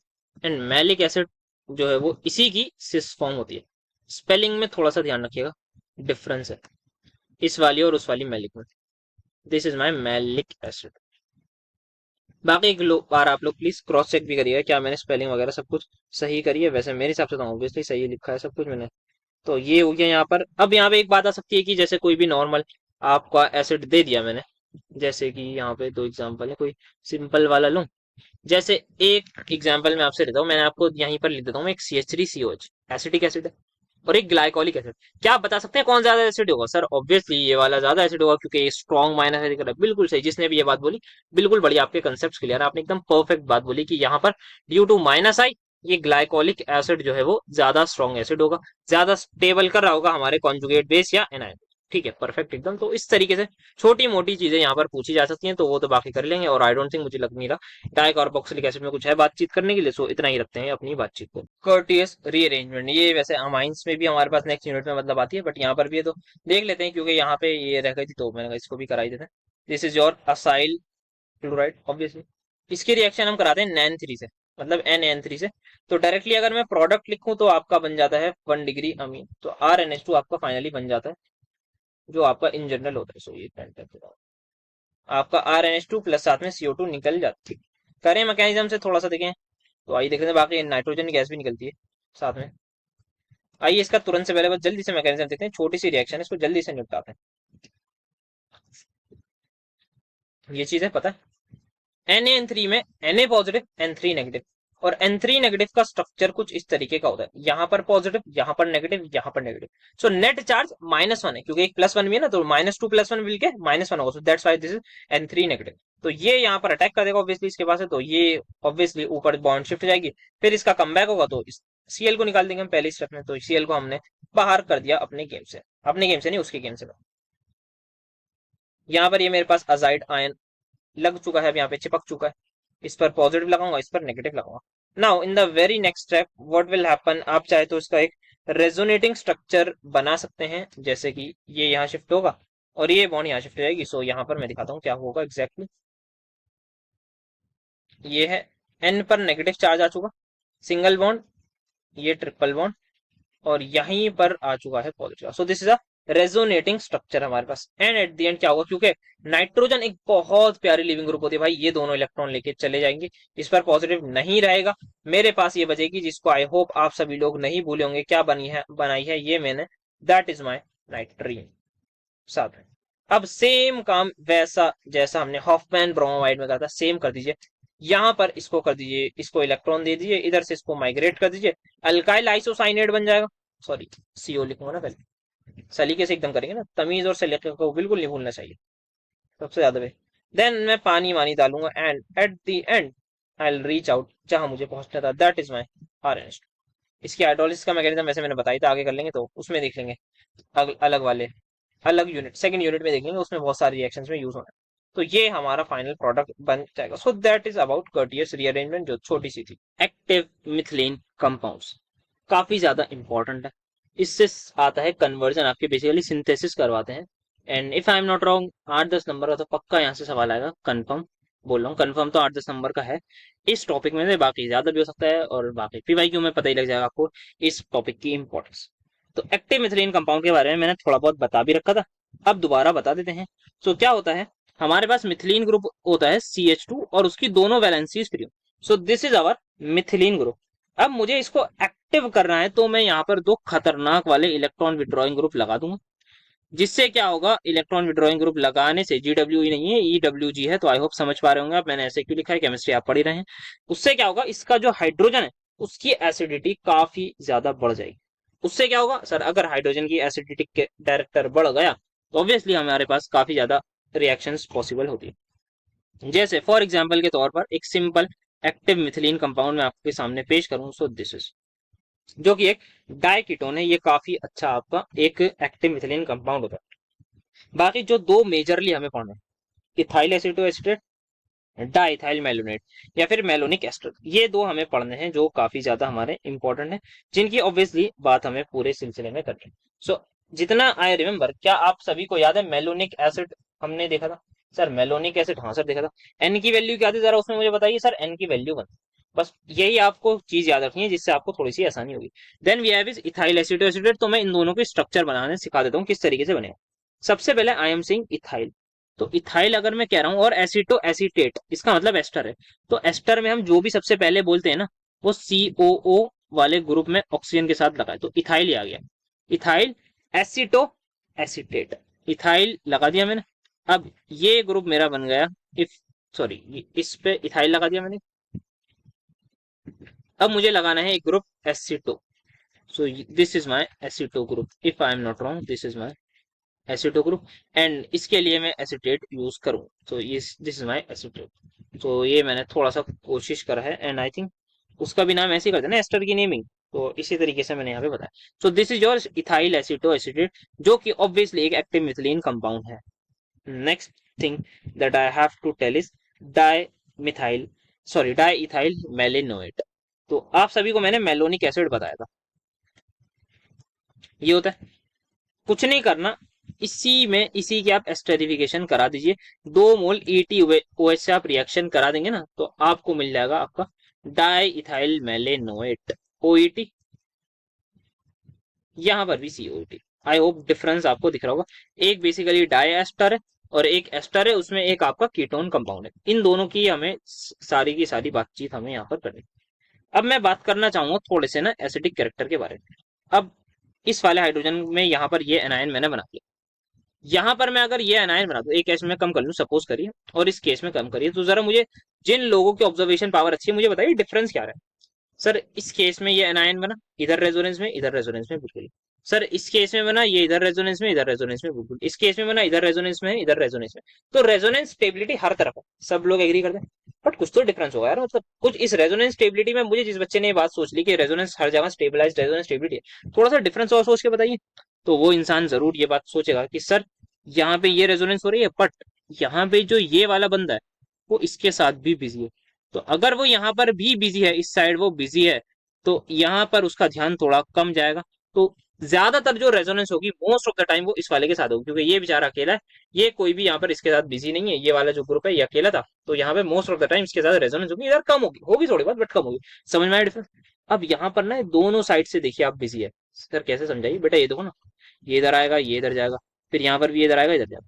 तो अब लॉजिकली सोचिए, ये एनाइन सबसे ज्यादा स्टेबल, इसको मैं 1 बोल रहा हूँ, उसको 2 बोल रहा हूँ, इसको 3 बोल रहा हूँ। 1 2 3 में से बताइए सबसे ज्यादा स्टेबल कौन एनाइन है? सबसे बढ़िया रेजोनेंस, सबसे ज्यादा रेजोनेंस किसमें हो रही है? सभी बच्चे बोलेंगे सर 1 में हो रही है। उसके बाद किसमें हो रही है? सर 2 में हो रही है, क्योंकि वो कम से कम एक तरफ तो सही पे उसको अटेंशन मिल रही है। 3 में तो बेचारे को दोनों तरफ से अटेंशन ही नहीं मिल रही, कोई इसको मुंह ही नहीं लगा रहा। खैर वर्ड थोड़ा सा यूज करा यार, हंसी मजाक तो चलता ही रहना चाहिए, तो उसी वजह से वर्डिंग भी ऐसी यूज हो जाती है। तो यहाँ पे जो 3 वाला है, इसको तो आप बिल्कुल भी भाव, 3 वाले को तो कोई भी भाव नहीं दे रहा है। 2 वाले को तो फिर भी हम देख सकते हैं कि एक साइड से उसको थोड़ी बहुत अटेंशन मिल रही है, बट 3 वाला तो बेचारा बहुत ज्यादा परेशान। तो आई होप ये आपको थोड़ा सा चीज समझ में आई होगी ना। यहाँ पर आपने मुझे ना एनआईएन की स्टेबिलिटी बता दी, आपने मुझे एनआईएन की स्टेबिलिटी बता दी। क्या यही एसिडिक कैरेक्टर का भी ऑर्डर होगा इस केस में? सर बिल्कुल आपने सही बोला। अगर कॉन्जुगेट बेस स्टेबल तो H प्लस जल्दी जाएगा, H प्लस जल्दी जाएगा तो ज्यादा एसिडिक होगा, सिंपल सा। तो बहुत प्यारे तरीके से हमने यहाँ पे समझ लिया है जो एक मुश्किल कंसेप्ट सब कभी कभी माना जाता था। इसी के साथ अब आते हैं अपने बेहतरीन टॉपिक कीटो इनॉल टोटो मेरे पे। इसका सबसे पहले हम देखते हैं मैकेनिज्म। तो आप यहाँ पे समझ लिए कार्बोनाइल कार्बन सभी को पता है, उसके बराबर में अल्फा हाइड्रोजन होते हैं, बस उसी की वजह से ये अराइज होता है। तो क्या होता है ये, जैसे कि आप देख सकते हैं, ये मैं इन जनरल लिख रहा हूँ, कोई भी आप यहाँ पे आर हाइड्रोजन कुछ भी लगा लीजिए जो मन करे। ये मैंने लिख दिया एक कीटो फॉर्म, इसको हम बोलते हैं कीटो फॉर्म, जहाँ पे कार्बोनाइल कार्बन जिंदा प्रेजेंट होता है, ठीक है। अब यहाँ पे ये जो कन्वर्ट हो जाएगा या तो एसिडिक या बेसिक मीडियम में, ये इक्विलिब्रियम में होता है with C double bond H2, और ये बन चुका होता है OH। तो दिस इज योर कीट ओ फॉर्म, क्योंकि यहाँ पे कार्बोनाइल ग्रुप है, कीटोन ग्रुप है। This is your in all. अब यहाँ पे मैं ई ड्रॉप कर दूंगा तो this will become in all. In for alkene, all for alcohol. इसके मैकेनिज्म पर बात करनी है थोड़ा। अब इसके थोड़ी सी परसेंटेज वगैरह की भी हम आगे बात कर लेंगे क्यों कैसे होता है, तो पहले मैकेनिज्म पर आते हैं। तो इसका मैकेनिज्म 2 मीडियम्स में होता है, दो मतलब एक एसिडिक और एक बेसिक ऑब्वियसली। और कौन से मीडियम होगा? तो सबसे पहले बात करते हैं अपने मैकेनिज्म की, इन एसिडिक मीडियम में कर लें। हाँ सर एसिडिक मीडियम में कर लेते हैं। तो यहाँ पर मैकेनिज्म H प्लस की फॉर्म में करते हैं, in the presence of H plus. तो सबसे पहले मैं कीटो फॉर्म को इनॉल में कन्वर्ट करके दिखाता हूँ, फिर इनॉल को कीटो में दिखाऊंगा, दोनों करके दिख लेंगे, सब में मजा आएगा। तो यहाँ पे किसी को भी कंफ्यूजन नहीं होगी कि पहले स्टेप में H प्लस आ रहा है और वो कहाँ जा रहा है। नो सर, इस केस में तो किसी को भी जरा सी भी समस्या नहीं आएगी, बिल्कुल बढ़िया। जिस अगर ऐसी बात है तो ठीक है, पहले स्टेप में हो गया। Now what will happen in the very next step? तो सर वो बस सिंपल सही है, आप इसको ऊपर कर दीजिए। हाँ बिल्कुल सही बात है। यहाँ पर आप सभी के सामने ये OH बन चुका होगा, ये एज इट इज अभी रहा होगा, ये कैटायन बन गया होगा हमारा समवट, और दिस इज योर CH2, और यहाँ पे हाइड्रोजन। देन क्या होगा? देन हमारे पास ये जो H प्लस आया था, आप समझ लीजिए जो वाटर है वो इस वाले H प्लस को ले जाएगा अपने साथ और बना लेगा H3O पॉजिटिव। या फिर ऐसे समझना चाहे ऐसे समझ लिया, otherwise you can just see के भाई ये जो H प्लस है ये यहाँ पर इस वक्त लूज हो जाएगा, ये बॉन्ड यहाँ शिफ्ट हो जाएगी, H प्लस लूज हो जाएगा, तो जो हमने एसिड डाला था वो हमें वापस मिल जाएगा। ये होता है। आई होप सभी को ये समझ में आया होगा। अब इसको मैं उल्टा करता हूँ। क्या मतलब सर उल्टा करते हैं? अब भाई इनॉल से कीटो बनाते हैं इन एसिडिक मीडियम, ये भी तो करना है ना क्योंकि इक्विलिब्रियम में। तो ऐसा समझ लीजिए ये आपकी जो है कुछ इनॉल फॉर्म है, ठीक। इन द वेरी फर्स्ट स्टेप क्या होगा? यहाँ पे सबसे पहले आप इसका रेजोनेटिंग स्ट्रक्चर बना दीजिए। सबसे पहले इसका रेजोनेटिंग स्ट्रक्चर बना दीजिए। कैसे बनाएंगे सर? बेटा ऐसे बनाएंगे, ये इधर ये इधर। तो ये बन जाएगा C double bond O, H पर आ चुका है यहाँ पर पॉजिटिव चार्ज, ये यहाँ पर नेगेटिव, और ये एज इट इज। यहाँ तक सबको क्लियर है? यस सर क्लियर है। अब सेकंड स्टेप में आई थिंक वी ऑल लो क्या होगा। सर सेकंड स्टेप में वही होगा जो आप सभी को समझ में आ रहा है कि एक तो H प्लस आप ऐड कर दीजिए सेकंड स्टेप में, चाहे तो आप उस वाले H प्लस को भी निकाल सकते हैं।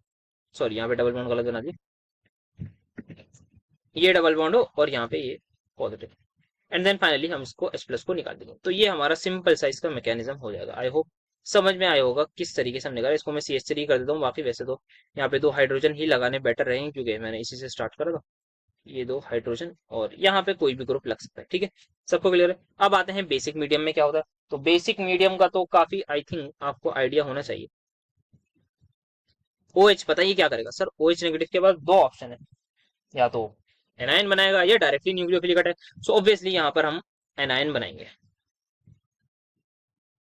अब ये एनायन रेजोनेंस में पार्ट करेगा, तो देख लीजिए आपके सामने। तो सबसे पहले चीज क्या हुई, हमने जो है यहाँ से H प्लस चला गया, हमारा H प्लस जा चुका है, किसके पास गया होगा?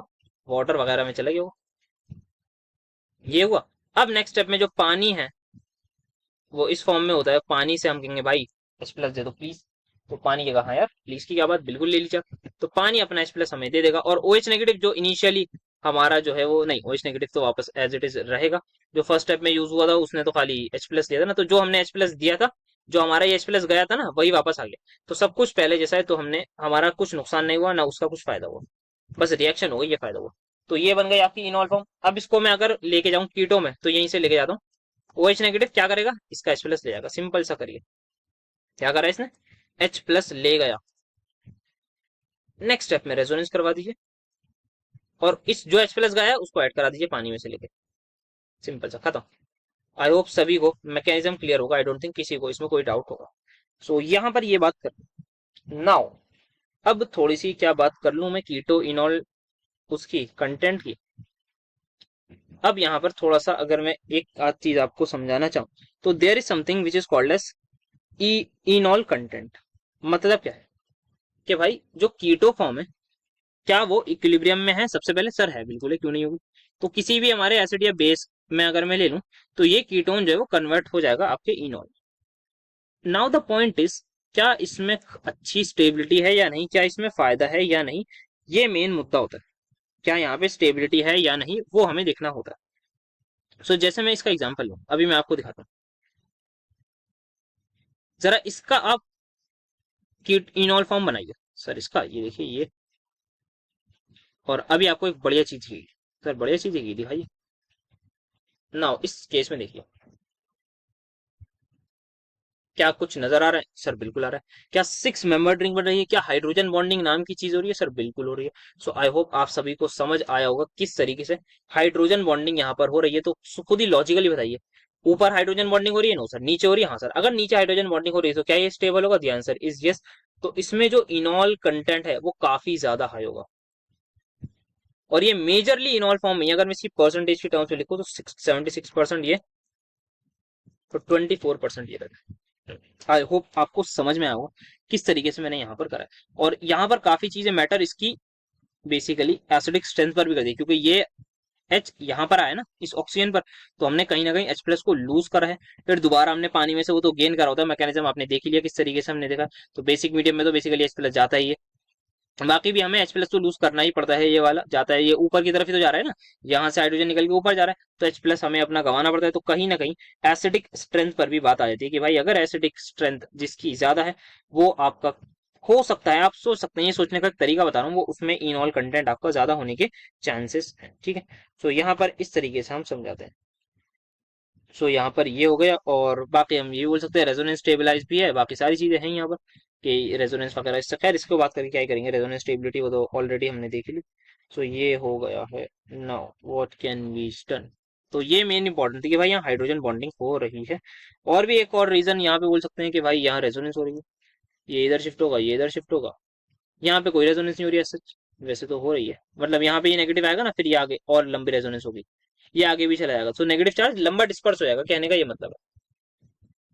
तो ये कीटो इनॉल कंटेंट के बारे में कि परसेंटेज के बारे में सोचने का थोड़ा सा तरीका बता दिया। बाकी इसमें इथाइल एसिटो एसीटेट में अगर हम बात करें क्या जरूरत है, तो इसकी आप वैसे तो इनॉल फॉर्म बना ही सकते हैं, तो उसमें कोई प्रॉब्लम नहीं है। इथाइल एसिटो एसीटेट में आपका जो वो है ना कीटोन ग्रुप, वो आपका ऑब्वियसली काम करेगा एस्टर वो बनाने में, दैट इज योर इनऑल फॉर्म बनाने में। तो वहां पर भी आपको कहीं ना कहीं हाइड्रोजन बॉन्डिंग नजर आएगी, तो वहां पर भी देयर इज अ पॉसिबिलिटी कि हाँ आपको इनऑल फॉर्म मिल सकती है। सो ये यहाँ पर देखिए, तो इथाइल एसिटोएसिड, बाकी इंडिविजुअल जब पढ़ेंगे तो उसमें देख ही लेंगे। सो ये था हमारा कीटो इनॉल वाली चीज। इससे पहले we discuss active methylene compound. Now I think we can move towards these two important compounds that are specifically diethyl malonate and ethyl acetoacetate। तो आइए ऐसा करते हैं, अब इन्हीं पर चलते हैं। अब आते हैं प्रिपरेशन एंड सिंथेटिक एप्लीकेशंस पर, किसकी, जो आपके सामने लिखे हुए डाइथाइल मेनोएट एंड इथाइल एसिटोएसिटेट। इनको प्यार से ये भी बोलते हैं डाई इथाइल मेलेनोएट, इसको EAA। तो परेशान मत होइएगा EAA क्या लिख दिया, DEM डेम ये क्या लिख दिया, तो ये यही है। क्या यही है, ये बता दिया, और कितनी बार बताऊं। तो सबसे पहले इथाइल एसिटोएसिटेट के बारे में बात करते हैं। इथाइल एसिटोएसिटेट की प्रिपरेशन बहुत आसान है, इतनी आसान है कि आपको भी आती होगी, तभी तो आसान बोल रहा हूँ। तो वैसे तो सभी कुछ आसान है, पढ़ने के बाद तो सभी कुछ आसान लगता है। सिंपल सा क्लेजन कंडेंसेशन का नाम सुना है, सर बिल्कुल सुना है भाई, ले लो आप इथाइल एसिटेट। इथाइल एसिटेट ही तो वो है। सिंपल आप इथाइल एसीटेट ले लीजिए, क्लेजन करा दीजिए। क्या होता है क्लेजन में? सर क्लेजन में ये होता है, हम दो मॉलिक्यूल्स लेंगे इसके, इसका मैं एक मॉलिक्यूल दूसरी तरफ से लिख देता हूँ। मैकेनिज्म मैकेनिज्म सर सब आता है, बिल्कुल बेटा, आपको मुझे पता है सब आता है। यहाँ पर क्या होगा, ये आप एट द एंड रिमूव कर देते हैं ETOH, और आप बचे कुचे को ज्वाइन कर दीजिएगा। तो क्लेजन का यहाँ पे शॉर्टकट भी मैंने बता दिया इसी के साथ। अगर क्लेजन कंडेंसेशन करनी हो तो किस तरीके से हमें सिंपल सा अल्कोहल निकाल देना है बस। क्या मैकेनिज्म कराने की जरूरत है? कुछ लोग बोल रहे होंगे नहीं, कुछ लोग बोल रहे होंगे हाँ, तो देख लेते हैं। अच्छा यहाँ पे क्या लेता हूँ मैं, एक बेस लूंगा C2H5 O negative N positive, but ध्यान रखिएगा यहाँ पर आफ्टर क्लेजन कंडेंसेशन मुझे एसिडिफिकेशन करानी होती है, इस बात का ध्यान रखिएगा। सर क्यों करानी होती? चलो यार मैकेनिज्म कर ही लेते हैं, इतना बोल लो तो सबसे पहले यार फर्स्ट स्टेप मैं थोड़ा स्टेप छोड़ के तो कर सकता हूँ ना यार, क्योंकि काफी सारी चीजें आपको आती है ना। तो फर्स्ट स्टेप में क्या होगा, ये कोई भी आप H+ लूज कर दीजिए, मैं तो डायरेक्टली अनायन बना के अटैक करवा देता हूँ। ये मेरा एनायन बन जाएगा, सभी को पता है ये रेजोनेंस स्टेबलाइज्ड है। दूसरे मोल पर इसका अटैक होगा, दूसरे मोल ऑफ इथाइल एसीटेट पर इसका अटैक होगा। कैसे अटैक होगा सर? जैसे होता है ये इधर जाएगा, बॉन्ड ऊपर की तरफ शिफ्ट, इधर कम बैक, इसको बाहर निकाल देंगे, तो जो H हमारा निकला था वो हो जाएगा। तो यहाँ पे क्या होगा, CH3 C double bond O, यहाँ पे जुड़ चुका है CH2 C double bond O OET। तो क्या सभी को क्लियर है? तो फर्स्ट स्टेप में क्या होता है, सबसे पहले हम आप समझ सकते हैं फॉर्मेशन ऑफ इथॉक्साइड आयन। जो इथॉक्साइड आयन तो बेसिकली हमारा बेस है, उसको रहने देते हैं। फॉर्मेशन ऑफ कार्बन आयन, फिर क्या हुआ, अटैक ऑन कार्बन आयन या अटैक ऑफ कार्बन आयन, कुछ भी बोल सकते हैं। देन अब सर आप बोल रहे थे कि यहाँ पे एसिडिफिकेशन करानी जरूरी है। अब मुझे बताइए, बन गया आपके सामने? हाँ। क्या आपने C2H5O नेगेटिव लिया था? हाँ सर लिया था। क्या अगर कुछ मॉलिक्यूल्स इनिशियली आपने रिएक्शन देगी, फर्स्ट कुछ 2-3 मिनट बाद देखेंगे आपका प्रोडक्ट बनने लगेगा, बट आपका जो प्रोडक्ट बन रहा है क्या उस टाइम पे कुछ अवेलेबल तो होगा इथॉक्साइड आयन, ऐसा थोड़ी अचानक से सारा कंज्यूम हो जाएगा। So there is a high probability कि वो इससे रिएक्ट कर जाए। दो रीजन है, एक तो ये कि भाई जैसे क्योंकि ये बीकर में पड़ा होगा, तो बीकर में पड़ा होगा तो खाली थोड़ी बैठेगा, इथॉक्साइड आयन कहेगा मैं इसको दे दूंगा, बट इथॉक्साइड आयन ना इसको ज्यादा प्रेफरेंस देने लगेगा as compare to ethyl acetate. Reason सोच के बताइए क्या क्वेश्चन है। जो इथाइल एसिटेट है जैसे ही प्रोडक्ट बनेगा वैसे ही इसको ज्यादा प्रेफरेंस दे देगा बजाय इस वाले के, दैट इज इथाइल एसिटेट के की जगह इथाइल एसिटो एसिटेट को प्रेफरेंस देने लगा। वो कहेगा भाई इथाइल एसिटेट तुम साइड हो, ये तुम मेरे पास हो, मुझे तुम्हें ज्यादा अच्छे लग रहे हो। क्यों ऐसा हुआ? तो सिंपल रीजन है, एसिडिक स्ट्रेंथ बढ़ गई। जैसे ही हमारा प्रोडक्ट बनेगा भाई, प्रोडक्ट की जो एसिडिक स्ट्रेंथ है वो ज्यादा है, प्रोडक्ट का जो हाइड्रोजन है उसकी एसिडिक स्ट्रेंथ ज्यादा है। तो अगर एसिडिक स्ट्रेंथ ज्यादा है तो कैसा भी बेस हो, वीक बेस हो, हल्का फुल्का बेस हो, भाई कम बेस में वीक स्ट्रेंथ में काम हो जाएगा। क्या ये बात समझ में? तो इसी के लिए मुझे डाइल्यूट HCl से रिएक्शन करानी पड़ती है ताकि मैं मामला ठंडा कर सकूं, इन द सेंस की मैं सबको इसको थोड़ा बहुत सुकून दे सकूं कि भाई आप जरा यार HCl वगैरह ले लो, थोड़ा सा समझो आप बात को भी, थोड़ा सा कहानी को आप समझो। तो यहाँ पे हमें HCl डालना पड़ता है and then we'll neutralize things, तब जाके यहाँ पे थोड़ी बात होती है, फिर हम कहते हैं चलो चलो ठीक है ठीक है मामला खत्म करो, ऐसे हम करके सब कुछ कर देते हैं। तो आई होप आपको समझ में आया होगा what is the significance of this HCl। Okay, यहाँ पर ये हमने बात कर ली है। Now what can we discuss? Sir अब तो पूरा इसी पर डिस्कस करना है, आप क्या पूछना है? तो यहाँ पे इसकी प्रिपरेशन समझ में आ गई? यस सर आ गई, बहुत सिंपल सी। अब यहाँ पर कुछ इंपॉर्टेंट चीजें आती हैं जिनको मैं बोलता हूँ। अच्छा यहाँ पर एक चीज पता लग गई सर, वो तो पता नहीं लगी, पता ही है इसका हाइड्रोजन काफी ज्यादा एसिडिक है। अब जरा सोचिएगा, अगर यहाँ पे मेरे पास मैंने इसको इनिशियली किसी भी वीक बेस से रिएक्शन करा दी तो ये बन जाएगा? हाँ सर ये बन जाएगा, क्यों नहीं बनेगा? क्या ये न्यूक्लियोफाइल की तरह रिएक्ट कर सकता है? सर बिल्कुल कर सकता है, क्लेजन में आपने करवाया। तो अगर न्यूक्लियोफाइल है, कोई मैं हेलो एल्केन ले आऊं या कोई और ऐसा न्यूक्लियोफाइल ले आऊं जहाँ पे न्यूक्लियोफिलिक सब्स्टिट्यूशन पॉसिबल है, तो क्या ये हो सकता है? सर बिल्कुल हो सकता है। तो यहाँ पे कोई भी अल्काइल ग्रुप CH3 वगैरह कुछ भी लगा सकता हूँ। सो बेसिकली यहाँ पर मैं अब थोड़ा सा आपको आइडिया दे रहा हूँ किस तरीके से हम सिंथेटिक एप्लीकेशन या प्रिपरेशन की तरफ जाएंगे। मैं अलग अलग चीजें प्रिपेयर करूंगा, कैसे मैं अपनी लेंथ को बढ़ाऊंगा, कार्बन लेंथ को बढ़ाऊंगा, कार्बन लेंथ को बढ़ाऊंगा।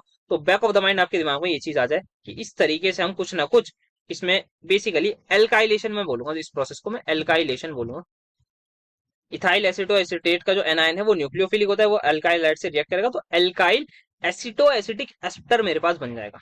ये बात समझ में आई सब मेरे बच्चों को? सर बिल्कुल आ गई, ठीक है बढ़िया बढ़िया। नाउ अब यहाँ पे देखते हैं, अब हमें बात करनी है ना थोड़ी सी हाइड्रोलिसिस की, कीटोनिक हाइड्रोलिसिस जिसको हम बोलते हैं। तो दो तरीके की हमारी हाइड्रोलिसिस होती है, नाम इसी वजह से पड़ा है क्योंकि प्रोडक्ट की वजह से, कि प्रोडक्ट अगर कीटोन बन रहा है तो मैं बोल दूंगा उसको कीटोनिक हाइड्रोलिसिस। अगर प्रोडक्ट मेरा कार्बोक्सिलिक एसिड बनेगा तो मैं उसको बोल दूंगा एसिडिक हाइड्रोलिसिस। बस इसी वजह से, बाकी कोई लेना देना नहीं। तो सबसे पहले मैं बात करता हूँ कीटोनिक हाइड्रोलिसिस में क्या लेता हूँ मैं, सिंपल रिएजेंट है, एसिडिक कंडीशन होती है, डाइल्यूट HCl लेता हूँ। तो इससे कंफ्यूज मत होइएगा कि एसिडिक हाइड्रोलिसिस में तो एसिड नहीं लिया, बेसिक इसमें कीटोनिक में ले लिया, तो इससे बिल्कुल भी कंफ्यूजन हमें नहीं होनी चाहिए। ये सिंपल नाम है इसके प्रोडक्ट पर, के प्रोडक्ट में कीटोन बनेगा, ये ध्यान रखिएगा। ये लिया मैंने इथाइल एसिटो एसिटेट, ठीक है। नाउ अब मैं क्या करूंगा, इसकी रिएक्शन करूंगा डाइल्यूट HCl से। किससे कराऊंगा, डाइल्यूट HCl से।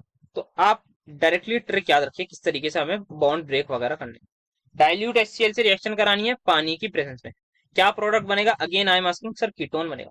तो अब लॉजिकली सोचिए, कीटोन में इधर से इजीली बना सकता हूँ या इधर से, सर लेफ्ट हैंड साइड से आप इजीली बना सकते हैं क्योंकि यहाँ पे खाली कीटोनिक ही ग्रुप है। तो वही आप समझ लीजिए बस। अब यहाँ पर आ जाइए, इस जंक्शन पर आके खड़े हो जाइए, C डबल बॉन्ड हो उसके बराबर वाले कार्बन पर खड़े हो जाइए। यहाँ पर आपको खड़ा हो जाना है, ठीक है सर, होगा। अब यहाँ पर क्या करें सर, खड़े हो गए तो ये बॉन्ड तोड़िए, इधर H दे दिए, कीटोन बन गया सर, बन गया। पानी है ना तो पानी से हम तोड़ लें, फिर ये बॉन्ड तोड़िए, इधर OH दे दिया, खत्म।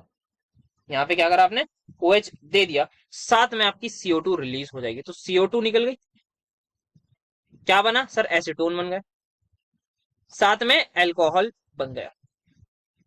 आई होप आप सभी को आसानी से ये चीज समझ में आई होगी किस तरीके से करा है मैंने डायरेक्टली। सो यहाँ पे क्या करा है हमने, बेसिकली यहाँ से निकाल दी है, दैट इज CO2 निकाल दी है, और बनाया क्या है, कीटोन और एक एल्कोहल बनाए। कीटोन हमारे बहुत काम होगा। अब देखिए इसका यूज कैसे होगा, यहाँ पे काफी ज्यादा अगर मुझे कीटोन की प्रिपरेशन करनी होगी ना तो वहां पर यूज होगा इसका। जैसे ये मैंने ले लिया, अब यहाँ पे जो है ना, ये जैसे मैंने आपको एल्काइलेशन बताया तो मैं एल्काइलेशन मान लीजिए मैंने कर दी, मैंने CH2 CH3 लगा दिया। कैसे लगाया होगा वो आपको पता है, यहाँ पे मैंने R ग्रुप ले लिया होगा, बस C2H5। समझ में आ रहा होगा आई होप आपको। अब इतना ज्यादा मुश्किल नहीं है कि बहुत ज्यादा इस पर टाइम दिया जाए। ये मैंने ले लिया, मैंने इसकी करा दी कीटोनिक हाइड्रोलिसिस, तो मैंने H2O मतलब वो डाल दिया। तो मुझे कहाँ खड़ा होना है, सी एस्टरिक एस्टर वाला जो ग्रुप है उसके बराबर वाले कार्बन में। यहाँ से थोड़ा यहाँ पे बस एक H देना है, यहाँ से थोड़ा यहाँ पे OH देना है, CO2 निकल गई। देखिए कितने कार्बन है, 1 2 3 4 5, 5 कार्बन का मेरे पास कीटोन बन गया है, and that is my pentane 2 1 बन गया। साथ में C2H5OH। आई होप आप सभी को मजा जरूर आया होगा, समझ में भी साथ में आया होगा, ठीक है। अगर मैं थोड़ा डेप्थ में इसकी बात करूं तो आप चाहें तो समझ लीजिए फर्स्ट स्टेप में क्या होता है। मैं आपको थोड़ा सा मैकेनिस्टिक अप्रोच थोड़ी सी दे रहा हूँ, बाकी ज्यादा इसकी कोई ऐसी इंपॉर्टेंस नहीं। फर्स्ट स्टेप में हमारा हाइड्रोलिसिस होती है, एसिडिक हाइड्रोलिसिस। तो उससे मेरे पास ये बन जाता है CH3, C डबल बॉन्ड हो, CH2, CO O, यहाँ पे आ जाएगा H, ये बन जाता है। So this is basically acid to acetic acid बन जाता है, और साथ में इथेनॉल निकल जाता है, जो भी अल्कोहल बन जाता है। Then in the very next step में हीट करूंगा, और मेरे एक ही कार्बन पर 2 कार्बोनाइल ग्रुप्स हैं, तो मेरी यहाँ पर भी इस केस में रिमूव हो जाती है CO2। So this is my heating of alpha beta keto acid. तो बीटा कीटो एसिड वैसे आई डोंट थिंक हमारे सिलेबस में थी, बट बता देता हूँ यहाँ पे भी, this is my heating of beta keto acid. इस केस में भी CO2 निकल जाएगी, और मेरे पास ये CO2 निकल गई, तो बचा क्या आप देख सकते हैं ये। तो this is sort of mechanistic approach जो इंपॉर्टेंट नहीं है, तो आपको बस ध्यान रखना है किस तरीके से ब्रेक डाउन करना है। कीटोनिक हाइड्रोलिसिस से आपको कहीं ना कहीं बैक ऑफ द माइंड ये याद रखना है कि कीटोन बनेगा, अलग अलग तरीके के हम कीटोन बनाएंगे इस थ्रू आउट द जर्नी, इस चैप्टर में या इस टॉपिक में, ठीक है। अब आती है एसिडिक हाइड्रोलिसिस।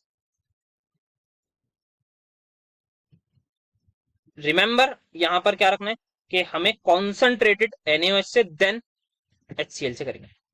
तो इथाइल एसिटो एसिटेट लिया,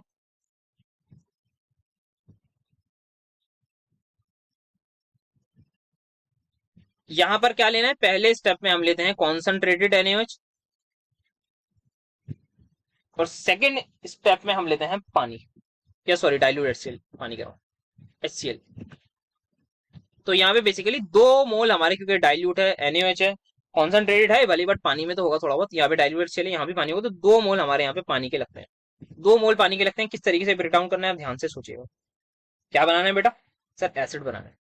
एसिड अगर मुझे बनाना है ना, तो एक back of the mind clear रख लीजिए भाई, यहाँ से तो एक एल्कोहल बनेगा, तो एक OH यहाँ दीजिए, एक H यहाँ दीजिए। समझ में आया क्या करें, एक OH यहाँ दीजिए, एक H यहाँ पर दीजिए, ठीक है सर, दे दिया। तो क्या ये COH ग्रुप बनता हुआ नजर आया सर, आ गया। अब ये COOH ग्रुप है, अब यहाँ पे क्या करें, तो अब आपको यहाँ से बॉन्ड तोड़ना है, इधर OH दीजिए, इधर H दीजिए, खत्म। क्या खत्म सर, मतलब क्वेश्चन खत्म। ये बन गया आपका CH3COH, प्लस एक और आपको CH3COH मिलेगा, प्लस एक C2H5 और क्या ये बात आप सभी को समझ आई? बोलिए यस और नो। 2 मोल एसिटिक एसिड के मिले। अब यहीं पे बैक ऑफ द माइंड आपको क्या ध्यान रखना है, अगर यहाँ पे मैं ग्रुप कोई सब्स्टिट्यूट कर दूं तब मुझे ये जो ग्रुप एक एसिटिक एसिड, इस केस में क्या क्या मिलेगा ध्यान रखिए। एक एसिटिक एसिड एसिडिक हाइड्रोलिसिस में कन्फर्म मिलेगा, किसकी? इथाइल एसिटोएस्टेट की। एक इथेनॉल कंफर्म मिलेगा। अब जो तीसरा कंपाउंड है वो हमारे हाथ में है, वो मेरे हाथ में है, वो आपके हाथ में है। क्या मैं निकालूं? कैसे आपके हाथ में? हम यहाँ पे अल्काइलेशन कर दें, कुछ और चीज करनी है, कुछ और चीज कर दें, कुछ भी हम चेंजेस कर दें, ये सारी चीजें हमारे हाथ में है। तो एक मैं अल्काइलेशन वाला भी अगर आपको दिखा दूं तो आई होप आपको अच्छा लगेगा, मुझे भी अच्छा लगेगा बताने में। तो एक मैं आपको एल्काइलेटेड दिखा देता हूँ। तो जैसे मैंने एल्काइलेशन कर दी, आई डोंट थिंक मुझे बताने की जरूरत है कैसे करी होगी मैंने। सो यहाँ पे CH होगा, यहाँ पे मैंने लगा दिया मान लीजिए CH3। एक ही ग्रुप लगा दो, ऐसे ही मन कर रहा है मेरा। क्या करा रहा हूं मैं? Acidic hydrolysis. तो अब यहाँ पे एसिडिक हाइड्रोलिसिस क्या है भाई? मुझे एक इथेनॉल निकालना है और एक क्या निकालना है? Acidic acid. तो ये कंफर्म याद रखिए। अगर यहाँ OH है तो इधर H, यहाँ OH तो यहाँ H, खत्म। 1 2 3 कार्बन का मेन एसिड बन गया। That is my propanoic acid. समझ आया? बोलिए सो। तो हमने जो है ना क्या सीखा, हमने कीटोनिक और एसिडिक हाइड्रोलिसिस नहीं सीखी। अगर सच बताऊं तो हमने सीखा है preparation of ketone from ethyl acetoacetate. हमने सीखा है preparation of monocarboxylic acid from ethyl acetoacetate. क्या ये चीज आप सभी को समझ आई? बोलिए यस और नो। बहुत आसान है, आई होप आपको मजा जरूर आया होगा। आसानी से यहाँ पर सीख ली है। तो 2 चीजें हमने यहाँ सीख भी चुके हैं इन इस सी में से। बाकी आगे डाइथाइल में और भी चीजें हैं, और भी चीजें सीखनी है। काफी इंपॉर्टेंट ये आपका वीडियो लेक्चर है, जो आई होप आपको अभी तक अच्छा लगा होगा, चीजें समझ में आ रही होंगी। और ये सिंगल वाला तो आपके कंफर्म हो गया होगा। तो बस मैं आपको इसमें एक आध एग्जांपल करा दूंगा मोनो वाले में, फिर आगे और चलते रहेंगे तो और चीजें करते रहेंगे। डाई कार्बोक्सिलिक की तरफ जाना है, फिर अनसेचुरेटेड कार्बोक्सिलिक एसिड पढ़ने हैं, और क्या पढ़ना है। और हमें कीटोन्स तो वैसे आपको काफी सारे दिखा दिए। डाई कीटोन्स भी चाहे तो हम यहाँ पे कवर कर लेंगे, एसिटोनाइल कीटोन, ये सारी चीजें। Then heterocyclic compound. तो लगभग लगभग जितने तरीके के सवाल आने के चांस है सारे के सारे यहाँ पर कवर कर लेंगे। तो एक एक करके आई थिंक स्टार्ट कर दिया जाए अब हमारा प्रिपरेशन वाली चीज। सो यहाँ पर ये जो चीज है सिंथेटिक यूज, पहला यूज मोनो वाला तो आपने देख लिया। क्या है मोनो वाला? मोनो वाला आपके हमें बस एल्काइल ग्रुप लगाना है। और कहाँ लगाना है वो आप सभी लोग जानते हैं, मुझसे बेटर जानते हैं आप कहाँ एल्काइल ग्रुप लगाना है। तो मैं क्या करता हूँ, पहले वाले को स्किप कर देता हूँ। कौन से वाले को? पहले वाले को, कि मैंने मोनो एल्काइल ग्रुप लगा दिया। तो मोनो एल्काइल मतलब कोई भी R ग्रुप यहाँ पर लगा दिया। अब इसको डाई एल्काइल कैसे करूँ भाई? जैसे मोनो करा था वैसे ही डाई कर दीजिए। एक और मोल से आप रिएक्शन करा दीजिए। इस टाइम फिर भी हो सकता है थोड़ा सा इसका एसिडिक कैरेक्टर ना थोड़ा कम हो गया होगा। अब सोच के बताइए मुझे क्यों कम होगा। देखते हैं कितना आप दिमाग लगा पाते। अगेन मैं क्या करूंगा, C2 क्या लिख रहा हूँ, CH3 CO negative Na positive, या C2H5 ले लीजिए, जो मन करे ले लीजिए। C2H5O नेगेटिव, ये ले रहे हैं ना हम, तो ये लेकर चलते हैं। तो अब मुझे सोच के आप बताइए बेटा कि यहाँ पर जो है एसिडिक स्ट्रेंथ इसकी क्यों कम हुई होगी। द रीजन इज सिंपल, क्योंकि यहाँ जो R ग्रुप लगा है एल्काइल ग्रुप है, और एल्काइल ग्रुप जनरली आपको वो प्लस आई इफेक्ट शो करेगा। अगर प्लस आई है तो माइनस चार्ज बढ़ाएगा या घटाएगा? सर माइनस चार्ज जो है वो बढ़ाएगा। तो जिसकी वजह से ये वाले हाइड्रोजन की जो एसिडिक स्ट्रेंथ है वो थोड़ी सी कम हो चुकी होगी, ये प्लस आई शो करेगा। और यहाँ पे ये एनाइन है, थोड़ा लेस स्टेबल होगा। बाकी क्या करूंगा मैं, अगेन RX से रिएक्शन करा दूंगा, यहाँ पे R लगा दूंगा। क्या डाई एल्काइल सबको समझ में आ गया? सर आ गया। चले अब आगे, सर चलते हैं बिल्कुल आगे। तो अब चलते हैं हम फॉर्मेशन ऑफ कार्बोक्सिलिक एसिड की तरफ, जो कि है हमारा दूसरा। तो अब हम बनाएंगे अपने प्यारे से कार्बोक्सिलिक एसिड। सभी लोग इनसे रूबरू हैं, क्या होते हैं ये। तो मैंने आपको एसिडिक एसिड आराम से समझा दिया कैसे बनाया है। डायरेक्टली सिंपल सी इथाइल एसिटोएस्टेट की आप कर दीजिए एसिडिक हाइड्रोलिसिस, एसिडिक एसिड बन जाएगा। एक नहीं बेटा, 2 2 मोल बनेगी। इससे आगे बढ़ते हैं। प्रोपेनोइक एसिड मैंने बता दिया। अब मैं ब्यूटेनोइक एसिड क्या मुझे बताने की जरूरत है? तो मैं बस जैसे कि आपको प्रोपेनोइक एसिड मैंने यहाँ पर बताया, आप क्या करेंगे एल्काइलेशन में, मैंने इस वक्त क्या यूज करा है? CH3Cl यूज करा होगा। ये मैंने यूज करा होगा। एल्काइलेशन आपको पता है ना क्या हो रहा है, कि मैंने यहाँ पे नेगेटिव लगा होगा। पहले बेस से रिएक्शन कराई इथाइल एसिटोएसिटेट की, फिर क्या करा RX से करा दी। RX में क्या CH3Cl या CH3Br कुछ भी लिया होगा तो ये बन गया होगा। अब मैं ले लूंगा C2H5Cl। तो यहाँ पे क्या होगा, 2 C2H5 लग गया होगा बस खत्म। तो जैसे यहाँ C2H5 लग गया होगा, इसकी मैं हाइड्रोलिसिस कराऊंगा तो यहाँ पे 4 कार्बन का बन जाएगा। आई होप आपको समझ में आएगा, कोई भी डिफिकल्टी नहीं लग रही होगी, मुझे नहीं लगता है डाउट है। देखो चाहूँ तो मैं बता दूं, या फिर चलो ब्यूटानोइक एसिड वाला मैं आपको बता देता हूँ, ठीक है, ताकि आप लोगों को थोड़ी प्रॉब्लम ना हो। तो CH3COO CH C double bond O C2H5, बस मैं ये एक लास्ट बता रहा हूँ, बाकी मैं एल्काइलेशन नहीं समझाऊंगा यार। तो यहाँ पे सबसे पहले आपको C2H5O नेगेटिव से रिएक्शन करानी है। आप क्या करेंगे, एसिडिक हाइड्रोजन लूज कर देंगे। आप नहीं करेंगे, मतलब वो डाइथाइल एसिटो नहीं, इथाइल एसिटोएसिड जो है वो अपना एसिडिक हाइड्रोजन लूज कर देगा। अब मैं कुछ भी ले लूं जो मन करे, मैं मुझे अगर 2 कार्बन का बनाना है तो मुझे ये सब करने की जरूरत नहीं थी। अगर मुझे 3 कार्बन का बनाना है तो मैं CH3Cl से रिएक्शन करा दूंगा। अगर मुझे 4 का बनाना है तो मैं CH3 CH2Cl से कर दूंगा। अगर मुझे 5 का बनाना है तो मैं आपका जो है प्रोपाइल क्लोराइड से कर दूंगा। अगर मुझे 6 का बनाना है तो 4 कार्बन ले लूंगा। आई होप समझ में आ रहा होगा। अब मैं डायरेक्टली यहाँ पे अटैक करवा दूंगा, न्यूक्लियोफिलिक अटैक। ये इधर इसको बाहर करा और यहाँ पे आई होप समझ में आएगा कि किस तरीके से मैं इस प्रोडक्ट को बना रहा हूँ। CH3 C डबल बॉन्ड हो, यहाँ पर CH एसिड, यहाँ पे C2H5 लग चुका है, एंड देन यहाँ पे COO, O C2H5। अब बस यहाँ पे क्या कराना है, एसिडिक हाइड्रोलिसिस करा दीजिए। और क्या होगा उसमें, आपको 2 मोल तोड़ना है। एक आपको क्या याद रखना है, एक आपको ऑलवेज रिमेंबर, आपको एक मिलेगा इथेनॉल तो OH, और एक क्या चीज याद रखनी है सर, एक ये चीज याद रखनी थी कि आपको एसिडिक एसिड पक्का मिलेगा। तो 2 कार्बन का एसिड, 2 कार्बन का एल्कोहल पक्का मिलेगा। तो आप उसके हिसाब से देख लीजिए, यहाँ पे एसिड मिला तो OH है तो इधर H दे दीजिए। एक दो, एक दो तीन चार, 4 कार्बन का आपका सिंपल सा बन गया कार्बोक्सिलिक एसिड। आई होप आप सभी को समझ में आएगा किस तरीके से मैंने ये ब्यूटेनोइक एसिड बनाया।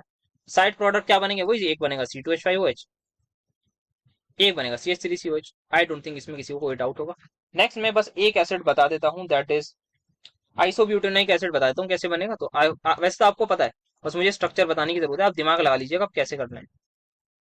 ब्यूटेनोइक बना दिया, अब आइसोब्यूटेनोइक क्या होता है, so it is something like this. This is nothing but just 2 methyl propanoic acid. कैसे बना, अब ब्रांचिंग से आपको थोड़ा सा आइडिया लगेगा ना कि ब्रांच कैसे बनानी है। अब बेटा इधर देखो जरा, बात को समझो, समझना बात को, ज्यादा दिमाग मत चलाना, मतलब दिमाग चलाना तभी समझना। यहाँ पर मैंने एक हाइड्रोजन हटाया, कुछ भी लगा दिया। जैसे मुझे अगर ब्यूटेनोइक एसिड बनाना था तो मैंने C2H5 लगा दिया था, तो 4 कार्बन का मिल गया था। मुझे 3 का बनाना तो मैंने CH3 लगा दिया था। यहाँ पर मुझे क्या करना है, ब्रांचिंग करनी है। तो आपको बैक ऑफ द माइंड ये ध्यान रखना है कि ये ग्रुप जो है ना, ये ग्रुप आपको दे रहा है कोई सा भी एसिड, तो और यहाँ पे ब्रांच है, तो आप देखिए ये आपका ये पार्ट आ गया। ब्रांच है तो मुझे बताओ किस कार्बन पे लगेगी सर, ऑब्वियसली इस कार्बन में, तो खत्म। ब्रांचिंग जो है आपको करानी है, तो आपको मतलब दूसरे हाइड्रोजन को भी रिप्लेस करना है। अगर आपको ब्रांचिंग करानी है so you have to replace second hydrogen.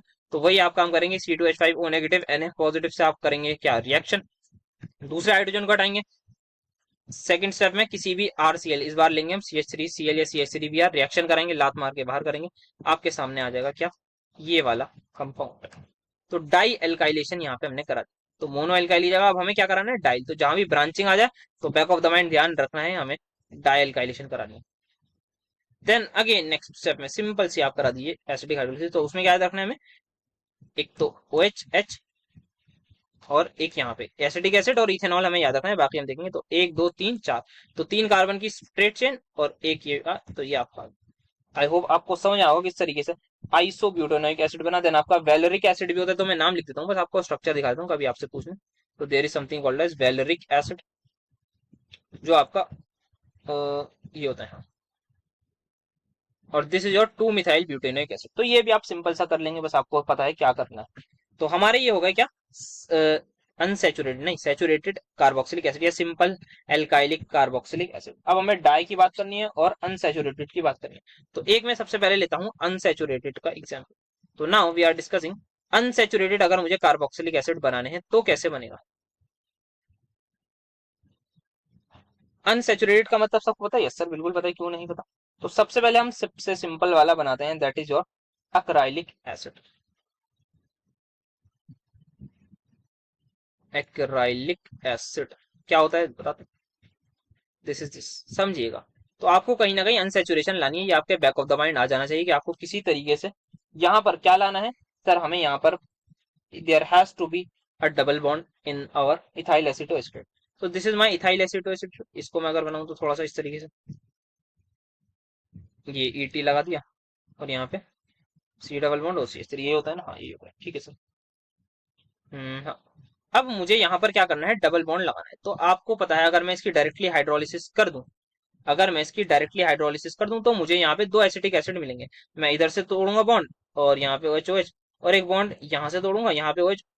तो इसका मतलब मुझे CH2COH तो मिल रहा है, मुझे यहाँ पर डबल बॉन्ड CH2 चाहिए। क्या ये बात सबको समझ में आ रही है, जो भी बात मैंने बताई कि मुझे क्या चाहिए, what exactly I need is, I need this thing, that is यहाँ पे मुझे डबल बॉन्ड CH2 लगाना है।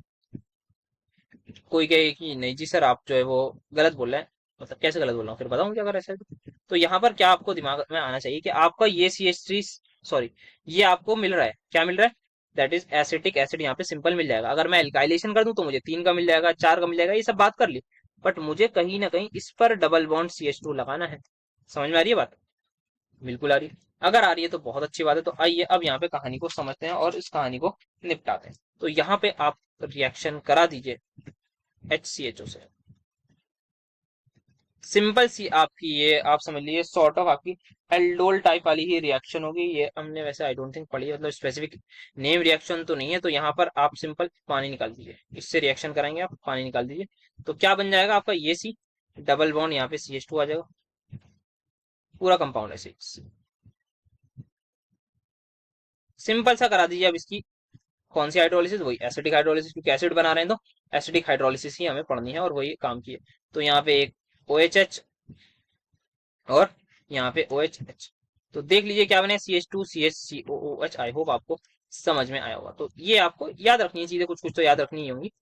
बाकी आप आई होप पीछे वाली सबको समझ में आएगा। यहाँ पे आप तरीका याद रखिएगा कि आप किसी कार्बोनाइल से रिएक्शन करा दीजिए और आपका काम हो जाएगा। एक और एग्जांपल लेते हैं, थोड़ा और बेटर तरीके से समझ में आएगा। नेक्स्ट, क्रोटोनल्डिहाइड मैंने बताया था, तो उसी से डिराइव होता हुआ हमारा क्रोटोनिक एसिड भी होता है।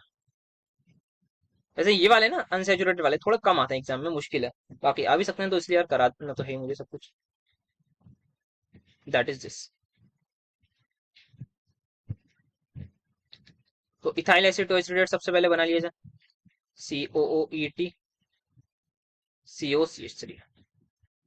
इसकी रिएक्शन बताइए किससे कराएं सर। एक बात क्लियर है कि आपका डबल बॉन्ड हो, कार्बोनाइल से आपको रिएक्शन कराना। अब आप खुद ही बता दीजिए मुझे, ये देखिए क्या करना है सर। अगर यहाँ डबल दो दो H लगा देंगे तो आप पीछे वाले पर आ जाएंगे। बट आप क्या चाहिए, एक साइड इस कार्बन पर फोकस रखिए। इससे आपको पता लगेगा कि आपको ये जो कार्बन है, इस कार्बन को मैं इस कलर से चेंज कर देता हूँ, वो यही कार्बन है हमारा। इस कार्बन पर देखिए आप क्या चाहिए सर, मुझे हाइड्रोजन और CH3 चाहिए, बस लिख दीजिए, खत्म। करा देंगे आप इसकी रिएक्शन, आपको ये मिल जाएगा C double bond CH COET COCH3। और यहाँ पर सी है, ये CH, बस करा दीजिए इसकी हाइड्रोलिसिस और आप फाइनल प्रोडक्ट तक पहुंच जाएंगे। आई डोंट थिंक किसी भी बच्चे को इस चीज में कोई डाउट होगा। Without wasting any more time बढ़ते हैं अपने डाइकार्बोक्सिलिक एसिड की तरफ। तो डाइकार्बोक्सिलिक एसिड यहाँ पर मैं देखता हूँ।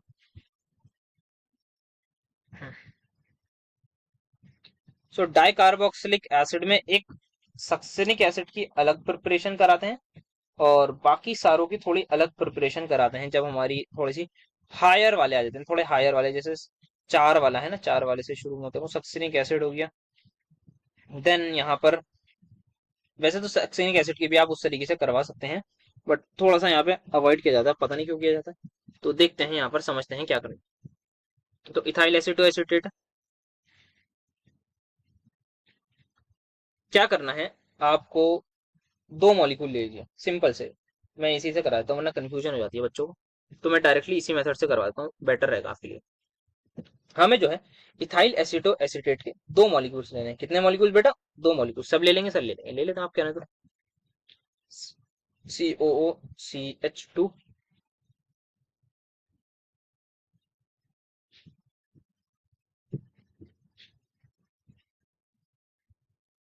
फर्स्ट स्टेप में क्या लिखना है आपको, 2 मॉलिक्यूल लिखने हैं और आप उनका हाइड्रोजन निकलवा दीजिए। मतलब आप उसकी रिएक्शन किससे कराएंगे, इनकी रिएक्शन आप कराएंगे C2H5O नेगेटिव Na पॉजिटिव से। सिंपल सा इससे कराते आ रहे हैं। तो यहाँ पे आपका आयन बन चुका होगा, ठीक है। अब नेक्स्ट स्टेप में आपको उसकी रिएक्शन करानी है आयोडीन से। किससे रिएक्शन करानी है, आयोडीन से। तो आपका ये बन जाएगा, यहाँ पर मैं इस पूरे ग्रुप को लिख रहा हूँ AC। क्या लिख रहा हूँ इसको, AC, याद रखिएगा, AC लिखते हैं वैसे तो उसको, CHCOO या O आएगा शायद, है ना, O मिस कर दिया, ये OET, यहाँ पर ये CH, ये AC, COOET। मैंने किससे रिएक्शन कराई, आयोडीन से रिएक्शन कराई थी। तो यहाँ पे क्या होगा ना, क्योंकि मैंने सॉल्ट ली है तो यहाँ पे Na पॉजिटिव भी साथ में होता है। मैंने रिएक्शन कराई आयोडीन से, तो आयोडीन क्या करेगा, यहाँ पे इस Na को ले जाएगा, इस Na को ले जाएगा और I2 से रिएक्शन करके 2NaI बना देगा, इनके बीच में बॉन्ड आ जाएगा। मैकेनिज्म हमारे काम का नहीं है, तभी मैं नहीं करा रहा। Sort of free radical mechanism होता है, आप थोड़ा सा आइडिया लगा सकते हैं। यहाँ से आपने ये कर दिया, खत्म हो गया काम आपका। आई होप सभी को समझ में आया होगा क्या करा है, कैसे करा है। क्या करा है, दो मॉलिक्यूल्स लिए उनको ज्वाइन कर दिया। क्या करना है, डाई कार्बोक्सिलिक एसिड का बेसिक ही है, आपको दो मॉलिक्यूल्स लेने हैं, उनको ज्वाइन कर दीजिए। क्या बोला मैंने, दो मॉलिक्यूल्स लीजिए, उनको ज्वाइन कर दीजिए। फिर क्या करेंगे, आपने देखिए क्या करना है। इससे हायर वाले के बारे में भी बात करेंगे, बट इतना समझ लेना है आपको, दो मॉलिक्यूल्स लेके उनको ज्वाइन करना है। कैसे करना है, आयोडीन से रिएक्शन करा के सिंपल सा शो कर दीजिए, और बाय प्रोडक्ट में लिख दीजिए 2Na। अब आप इसकी करा दीजिए acidic hydrolysis. So acidic hydrolysis will be like this only, OH H OH H, यहाँ पे OH, यहाँ पे H, यहाँ पे OH, यहाँ पे H। तो आपको क्या मिलेंगे यहाँ पे, दो मोल्स एसिटिक एसिड के, दो मोल्स इथेनॉल के, और ये आपको कितने कार्बन का, एक दो तीन चार, चार कार्बन का आपको मिलेगा कार्बोक्सिलिक एसिड। और कौन सा है ये, we all know its name, that is our succinic acid. I don't think किसी को भी इस चीज में कोई डाउट होगा, बहुत सिंपल तरीके से हमने यहाँ पे देख लिया, ठीक है। तो सक्सिनिक एसिड यहाँ पर बन गया। अब इसके बाद जो है वो अच्छा एक चीज और बता दूं, जैसे यहाँ पे अब मुझे सक्सिनिक एसिड आपको पता है, अगर मैं यहाँ चाहूँ मुझे मिथाइलेशन करानी, मतलब यहाँ पे मैं चाह रहा हूँ कि भाई यहाँ पे CH3 लगा हुआ हो, यहाँ पे CH3 लगा हो, कोई बात नहीं, अगर मैं ऐसा चाह रहा हूँ तो बिल्कुल ये चीज मेरे लिए पॉसिबल कराई जाएगी। कैसे कराई जाएगी, बस मुझे यहाँ पे CH3 पहले मैं एल्काइलेशन करा दूंगा, समझ गई बात।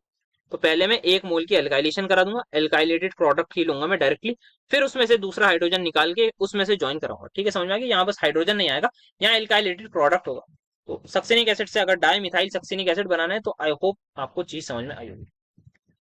नेक्स्ट आता है ग्लूटारिक एसिड, या और भी अगर मुझे इससे हायर वाले लोग देखने, तो ये थोड़ा सा समझ लीजिए। तो ग्लूटारिक एसिड में I have CH2 CH2COH, then again CH2COH। अब इस केस में क्या करना है समझिएगा, यहाँ पे मैं ले रहा हूँ दो मोल लेने हैं अगेन मुझे, CHOET, तो यहाँ पे भी A से लिख देता हूँ, थोड़ा सा शॉर्ट में चलता हूँ, CHCOOET। और यहाँ पे जो है ये नेगेटिव Na पॉजिटिव होगा, यहाँ पे भी नेगेटिव Na पॉजिटिव होगा। यहाँ पे मैं I2 से रिएक्शन नहीं कराऊंगा, क्योंकि अगर मैंने I2 से रिएक्शन करा दी तो ये ज्वाइन हो जाएगा। मुझे क्या करना है, ध्यान से सोचिए, ये CH2 है, ये CH2 है, इनके बीच में एक CH2 ऐड करना है, इनके बीच में एक CH2 ऐड करना है, तो मैं CH2I2 से रिएक्शन कराऊंगा, खत्म हो गया काम आपका। दो NaI के मोल्स निकाल दीजिए, और ये ACCH बीच में एक इंसर्ट हो चुका है CH2। अब आपको आई होप पता लग गया होगा, कितना भी बड़ा मैं एसिड बना लूं, कितना भी बड़ा मैं डाई कार्बोक्सिलिक एसिड बना लूं, मेथड यही रहेगा। क्या मेथड रहेगा, बस CH2I2 से रिएक्शन करानी है, नॉट CH2I2 से। एक केस हो गया, तो अगर मुझे और चाहिए तो मैं CH2I2 से करा दूंगा। अगर मुझे ग्लूटारिक से बड़ा चाहिए, अगर मुझसे और बड़ा चाहिए तो मैं एक और ले लूंगा, समझ में आ रही है ना बात। तो तीन ले लूंगा, फिर मैं चार ले लूंगा, एंड सो ऑन, यही सेम कहानी चलती रहेगी। बहुत ही ज्यादा सिंपल तरीके से आई होप आपको मैंने ये चीज समझा दी है। आई डोंट थिंक किसी भी बच्चे को अभी इस वक्त कोई डाउट आ रहा होगा, ठीक है। सो यहाँ पर हमारी ये बात हो गई। तो डाइकार्बोक्सिलिक एसिड्स भी हमारे यहाँ पे क्लियर हो गए हैं। अब हमारी जो बात है वो कीटोन्स पर आ जाती है। तो कीटोन स्टार्ट करते हैं। तो कीटोन से नाम सुनते ही पता लग जाना चाहिए कौन सी हाइड्रोलिसिस, कीटोनिक हाइड्रोलिसिस, ठीक है। So let us talk about ketone.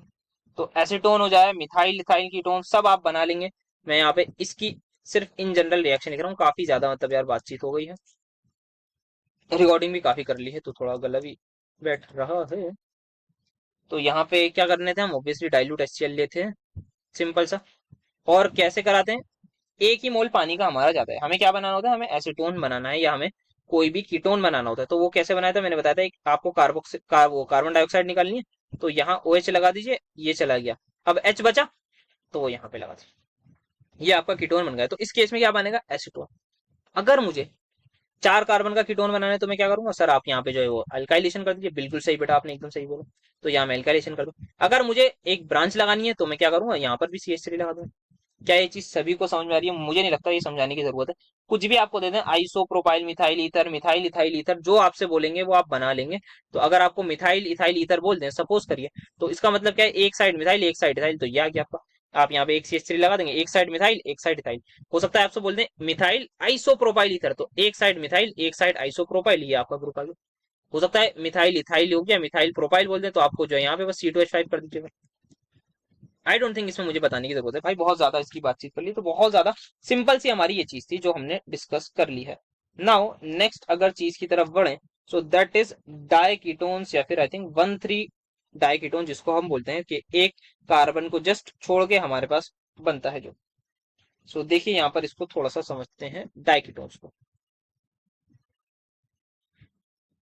जिसमें आई थिंक एक ही क्लासिक एग्जांपल है, उसी को डिस्कस कर लेंगे तो बेटर रहेगा। That is my acetyl acetone. Acetyl acetone, कैसिटाइल कैसीटोन, एसिटाइल एसीटोन। तो यहाँ पर इज दिस। तो आपको आई थिंक थोड़ा सा आइडिया हो जाना चाहिए। क्या आइडिया हो जाना चाहिए कि क्या कराएंगे हम, क्या कराएंगे सर, मतलब बताऊंगा। ये एसिटाइल एसीटोन, हाँ ये बन गया। तो जो हमारा इथाइल एसिटो एसिटेट था, उसमें से हमने ईटी वगैरह ग्रुप को हटा दिया और अपना क्या लगा दिया है, यहाँ पर देख सकते हैं जो आपको नजर आ रहा है। So how we are going to do so. सबसे पहले ई ए ले लूं, सर ले लीजिए, उसी से तो बनाएंगे। तो ए सी आता है सबसे पहले, C H, then C O E T, C H two आता है बेसिकली। क्या करूंगा मैं, सर बताइए आप क्या करेंगे। सबसे पहले वही एक मोल रिएक्शन करा दूंगा नेगेटिव, और यहाँ Na पॉजिटिव आ जाएगा। ध्यान से सुनिएगा, मैं पहले एल्काइल हैलाइड से रिएक्शंस करा रहा था तो अल्काइलेटेड, अब मुझे इसको असाइलेशन करनी है।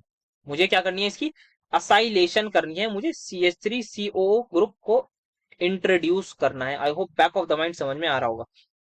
ध्यान से सुनिएगा, जैसे मैं नॉर्मल अगर कीटोनिक हाइड्रोलिसिस करता हूँ तो मुझे एसीटोन मिलता है, ये बात पक्की है। हाँ सर एसीटोन आपको बिल्कुल पक्का मिलता है, बट यहाँ पर मुझे क्या चाहिए, मुझे एसीटोन नहीं चाहिए, मुझे एसीटोन पर एक ग्रुप लगाना है, दैट इज COCH3। समझ में आ रही है बात। मुझे एसीटोन मिलता है अगर मैं नॉर्मल इथाइल एसीटो एसीटेट की वो कर दूं, क्या बोलते हैं उसको, कीटोनिक हाइड्रोलिसिस। बट मुझे क्या चाहिए, मुझे इसकी जगह चाहिए ये, मतलब मुझे COCH3 ग्रुप चाहिए। क्या ये बात समझ में आ रही है आपको।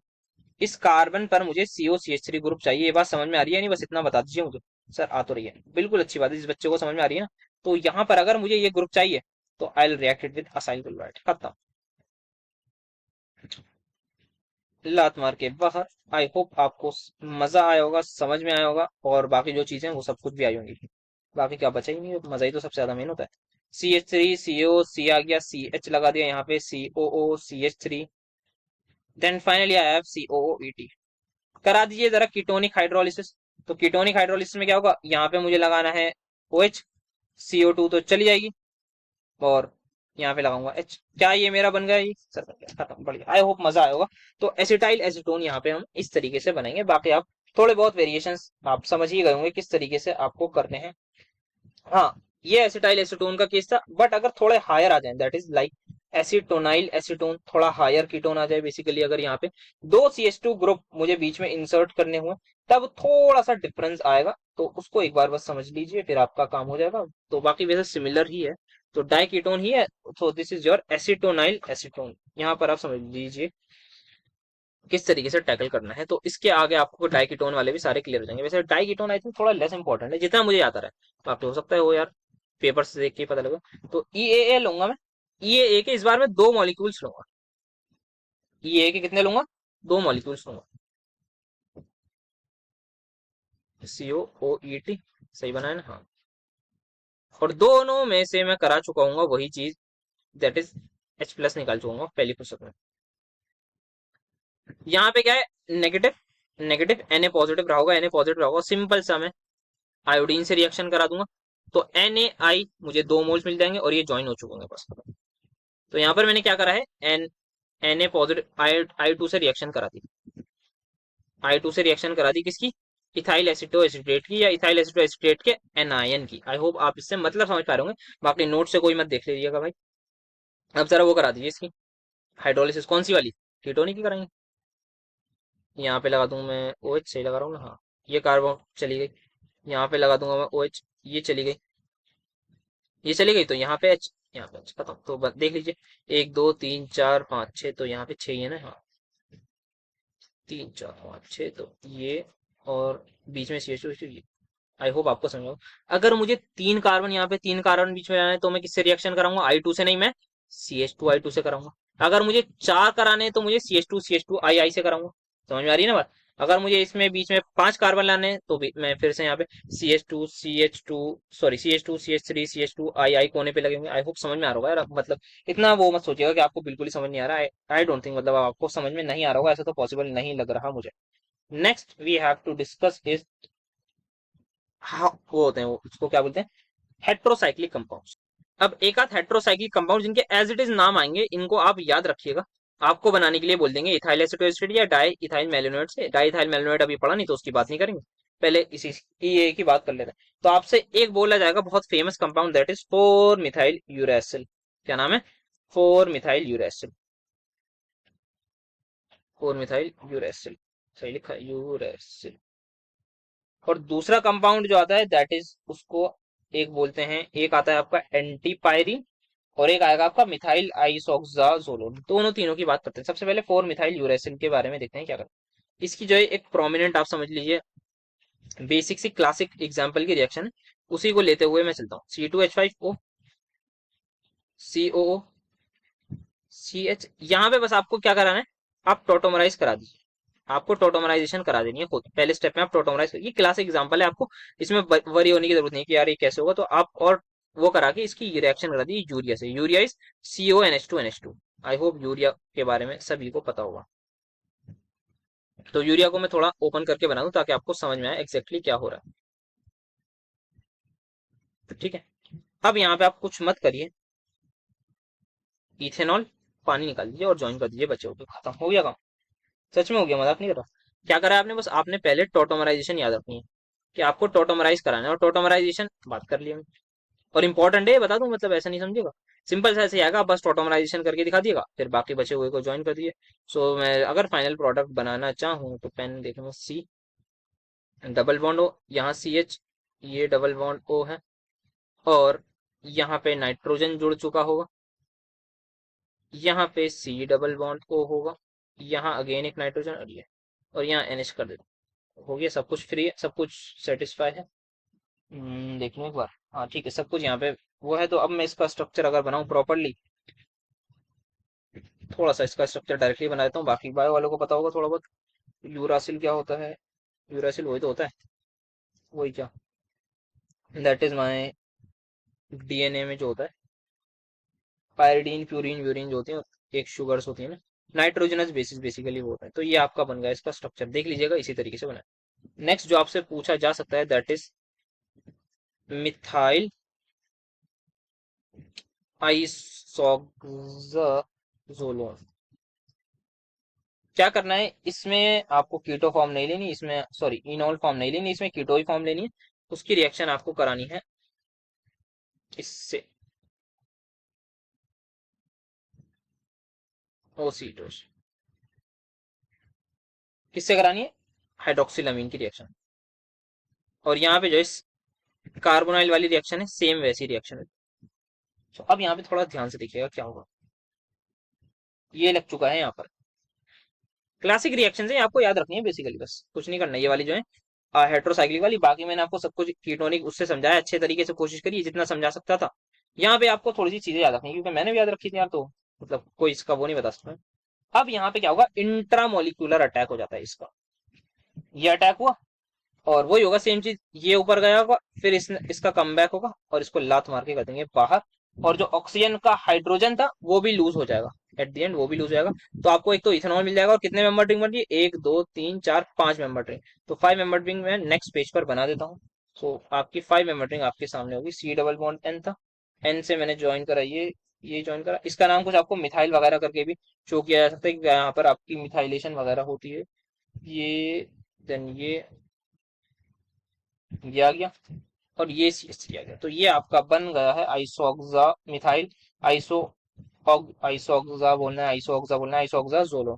तो मिथाइल अगर हट जाएगा तो आइसोक्सा जोलोन हो जाएगा फिर, ठीक है। और वो करने के लिए क्या, मतलब कुछ करने की जरूरत नहीं, क्योंकि वो पूछेंगे नहीं। देन आई थिंक लास्ट चीज जो पूछी जा सकती है दैट इज एंटी पायरीन का स्ट्रक्चर। एंटी पायरीन क्या है, आप ले लीजिए ethyl acid to acetate, simple सा, उसकी रिएक्शन करानी होती है फिनाइल हाइड्रोजीन से। आई होप आप सभी को याद होगा क्या होता है हमारा फिनाइल हाइड्रोजीन। मैकेनिज्म वगैरह का वो इंपॉर्टेंट नहीं, बस आपको डायरेक्टली रिएक्शन लिखनी है, 1-2 नंबर में आती है। पता होगी तो आप डायरेक्टली कर देंगे, नहीं पता होगी तो परेशानी होगी। सॉरी, C2H5 आएगा। फिनाइल हाइड्रोजन सभी को पता है, यस सर बिल्कुल पता है। यहाँ NH2 आ गया और यहाँ पीएच लगा देता हूँ। क्या होगा, एक पानी यहाँ से और एक इथेनॉल यहाँ से कर दीजिए ज्वाइन, बच्चे कुछ को जो भी बचा है। तो डबल बॉन्ड जहां से गया वहां पे मैं डबल बॉन्ड लगा दूंगा, C डबल बॉन्ड N, ये N एज इट इज। और थोड़ा सा इसको अच्छे से तरीके से बनाता हूँ, तो मैं इसको नीचे ले जाता हूँ क्योंकि 5 मेंबर बन रही है ना। तो पता ही किस तरीके से शेप आएगा, पेंटागन टाइप, इसको बताने की जरूरत नहीं है। C डबल बॉन्ड हो, ये आया यहाँ पे PH that is phenyl ring लगा दी, और ये C3 ये बन गया आपका एंटी पायरीन। तो यही सारे कन्वर्जन है हमारे, जो इसके लिए आएंगे क्या है, इथाइल एसिटोएस्टेट से। बाकी डाई मिथाइल मेलेनोइड से भी हमें सॉर्ट ऑफ इसकी से रिलेटेड चीजें सीखने, उसमें हम बट थोड़ी सी चीजों को क्विकली करने की कोशिश करेंगे, क्योंकि इसमें मैक्सिमम चीजें बहुत डिटेल में देखी यार, ज्यादा ही डिटेल हो गई। इतनी डिटेल में पता नहीं जरूरत भी होगी नहीं, वैसे ऑब्वियसली होगी, आपको जो इंपॉर्टेंट टॉपिक है, सवाल पक्का आएगा, कन्वर्जन यहाँ से पक्का है। तो ये था हमारे पास इथाइल एसिटोएस्टेट से रिलेटेड जो भी कहानी पॉसिबल थी। That's it for today's lecture as well as for complete this unit. तो आदि ऑर्गेनिक लगभग लगभग समाप्त हो चुकी है। बाकी बता ही दिया कि कोशिश रहेगी कि फिजिकल और इनऑर्गेनिक को थोड़ा सा स्टार्ट करें, उनका भी कुछ कुछ यूनिट अपलोड कर देंगे तो बेटर रहेगा मेरे हिसाब से सभी के लिए। बाकी आप लोग अपनी राय दीजिएगा, क्या आप लोग चाहते हैं यार। जूनियर्स को बस मैं बोलूंगा प्लीज भेज दीजिएगा, जितना ज्यादा हो सके उनके साथ आप लोग प्लीज शेयर करते रहिए, विदाउट सोच के कि यार मतलब मैं एक एंटी सोशल, क्या हाँ ये वर्ड होता है कि मैं सोशल नहीं हूँ, ज्यादा ए सोशल पर्सन हूँ, तो मैं बातचीत नहीं करता। आप चुपचाप बस भेजिए, उनकी मदद करिए। बेसिकली आपसे मैं नहीं बोला, बस आप एक उनको वीडियो भेज दीजिए कि you can refer this particular thing. तो मेरी आपकी जिस हिसाब से हेल्प हुई, आप उसी लेवल पर बताइएगा कि हाँ मेरी कोई हेल्प नहीं हुई, तो आप बोल दिएगा कि ये वीडियो मत देखना भाई, इससे बिल्कुल भी हेल्प नहीं होगी। या अगर आपकी हुई है तो आप बोल दीजिए कि हाँ यार मेरी हेल्प हुई है इस पर्टिकुलर चैनल से, तो आप प्लीज इनको फॉलो करिए। तो ये मैं बोलूंगा, गाइडेंस आप भी दीजिए, मेरे थ्रू भी दिलवा दीजिए, यही है। मैंने भी गाइडेंस ली है लोगों से, आप भी लीजिए, आपको मैं दे रहा हूँ। और बाकी जो भी जरूरत होगी वो टेलीग्राम पर हम लोग बात करते ही रहते हैं, तो आप लोग पूछते रहिएगा जो भी आपको पूछना हो। मिलते हैं आपसे फिर इसी बात पर नेक्स्ट लेक्चर में। Thank you so much for attending my lecture.